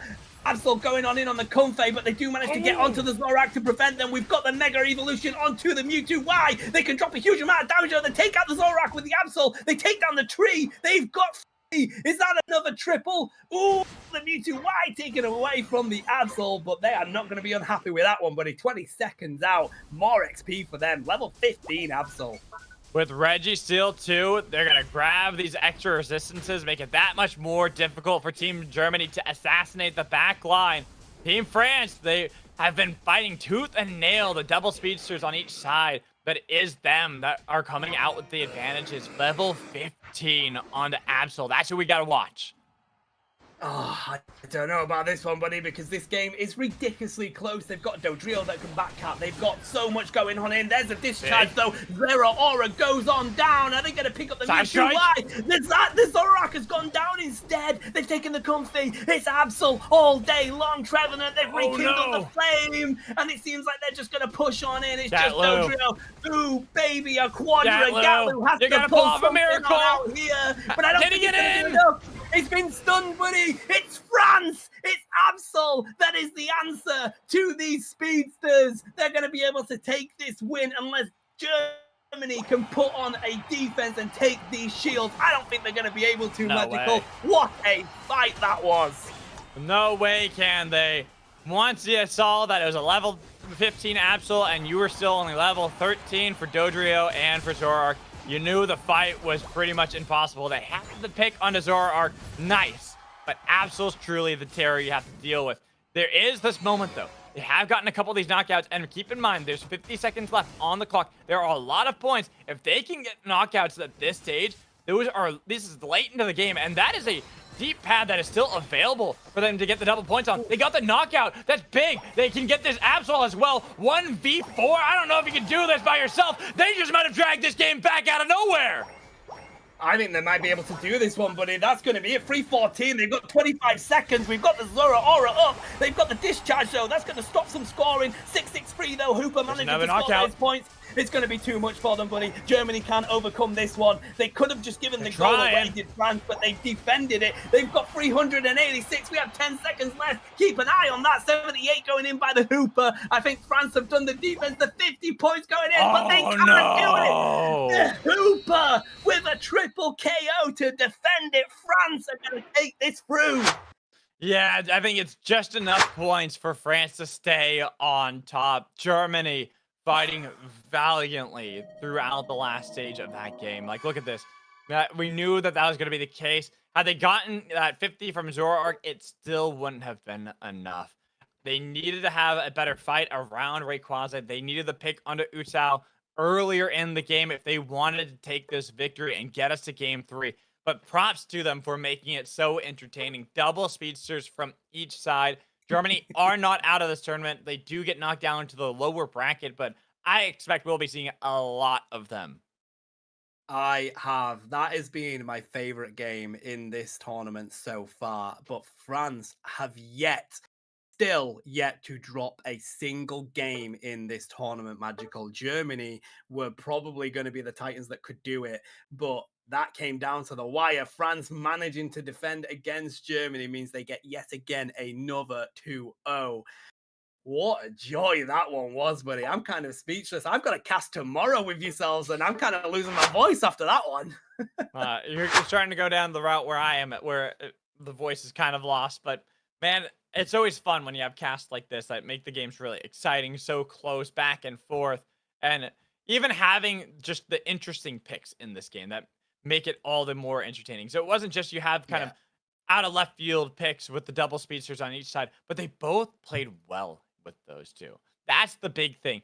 Early game looks so good from Ghatlue on how he was pathing with the Dodrio, getting these early knockouts. But silently in the background, Utah was just farming up, finding these last knockouts, seeing the stragglers saying, all right, I'm going to get myself fed slowly but surely too. So when there was the all-out brawl, nobody paid attention to the cat. The cat had waited in the shadows and knew it was time to strike.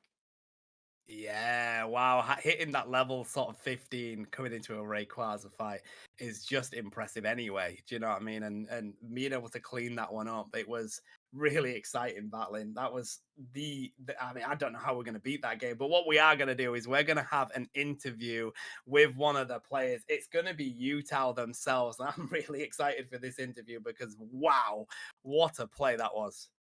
Yeah, I'm really excited about this one as well. Just kind of talk with them and go through how that series was. So, Utah, welcome into the stream.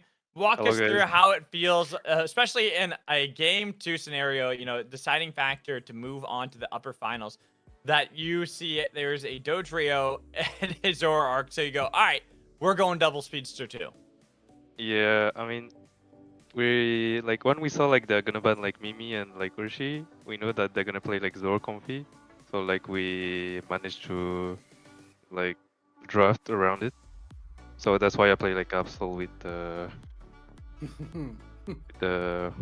I forgot the spell, but play like Absol. Man's just playing the most insane game of Absol I've witnessed in my life. Yeah, sucker. Yeah, that's why I play Sucker Punch. That's the such a good counter. But what I want to ask though, Utah, obviously France have been so dominant coming into this tournament. You haven't lost a game yet. You've 2-0'd everyone that you're coming up against. Nobody has managed to get over the mountain that is France. How does that feel as a team? Do you come into sets feeling like we want to make sure we 2-0 this again, or do you really take each game as it comes? Yeah, I think like we always want to like tour like every team that we face. Like we always want to do like better than like last year. So yeah, that's why we wanted to do like always like better and better Well, every time. See, that's the question.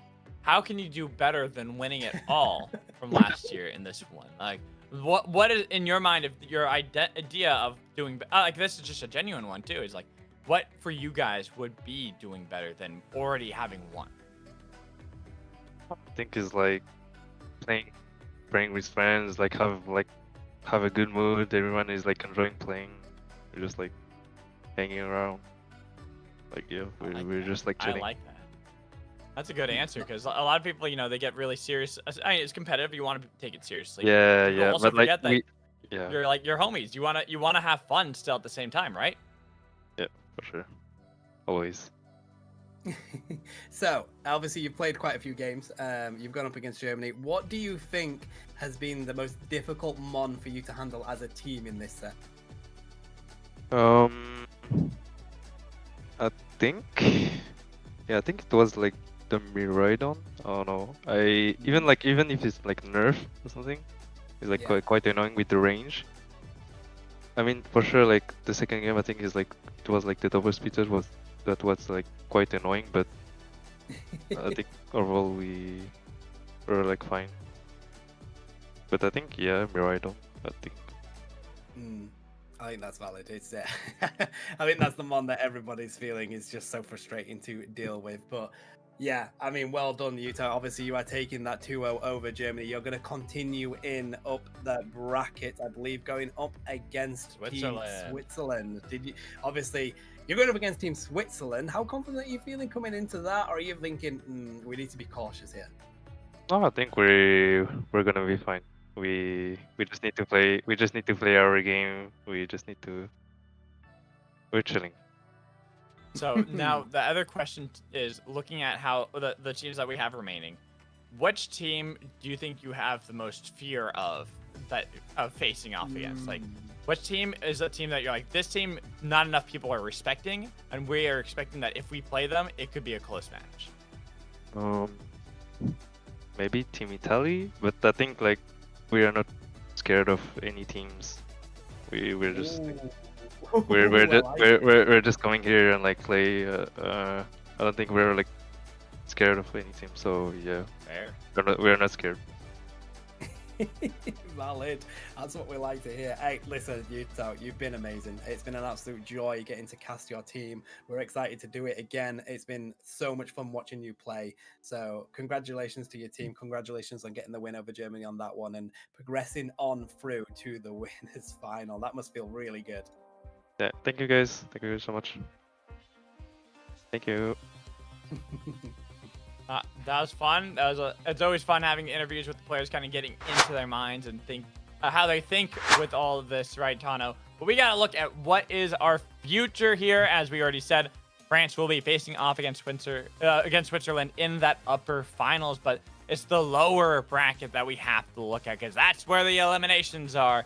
Italy will have a chance to get revenge up against Germany, while UK and Unity Country, they're going to face off against each other for the first time, I believe. Yeah, I don't know how I feel about that one, buddy. We were talking about teams that France was scared of. Well, I think Unity Country is probably going to be one of the ones that UK might be, because they have been so dominant. But it was a really impressive showing from the UK today, so I will always hold out hope it will be coming home. It's either home or Rome, because Italy really do want to get that revenge against Germany. It will be a very exciting day, and we have more action here for the Unity European Cup 2024 tomorrow that we'll be able to bring to you guys. This is all brought to you by Unity Clash and sponsored by Nouns Esports. Thanks to both of them that allow us to bring these awesome games to your screens. Yeah, we'll be covering the loser semi-finals, the finals, the loser finals, and the grand finals. Finals has now lost its meaning as a word. On the 3rd of November. It's no. It's like the project when you're in school. You're just like final 1, final 2, final 3, real final 1. That's what it's like. Proper final. Yeah. That is going to be on the 3rd of November, which I believe is Sunday, 6 p.m. CET. We're going to have the one and only Zoinks as our analyst, and we will have a special guest that'll be joining us as well. So you don't want to miss that one. Keep an eye on the Ghatlue stream. Huge shout out to 19 Sports and a huge shout out to the team, the production in the background. The casters, Spartan Tano is myself, Magical here, and we had Night Terror as well, providing us a lot of casting. Amazing to cast alongside you guys. I absolutely love it every time I do it, so I can't give enough praise to this team. Unity is just incredible. Shout out to our reservers and cameraman in the background, Akemi. Shout out to our admins, Sam, Leo, Charmy, and Marlene. And a shout out to all of you guys, the players, the viewers, really engaging in this tournament and just showing us this amazing support that we have from you all. It's next level. Everybody is just over the moon with it. And sorry you all lost all your points by not betting on Switzerland.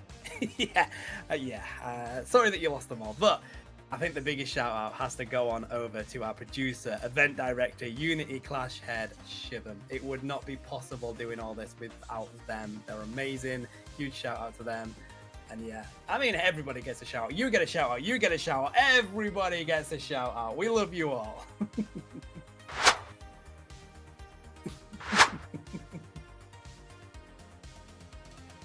Oh yeah, don't forget about the merch that we have here for Now Into Esports that you can check out. You can get 10% off by using code UNITE if you go there. They have awesome shirts, jerseys. They have some nice hoodies. And the mugs are really cool as well. They are. So yeah, give that one a go. That is going to be it from us today. I mean, what more could we possibly do? That was such an exciting tournament, such an exciting battle. I've been Spartan Tano. This has been my good old buddy, Mad Magical. We will be back with you for more action tomorrow. Have a good morning, afternoon, evening, wherever you are, chat. We'll catch you on the next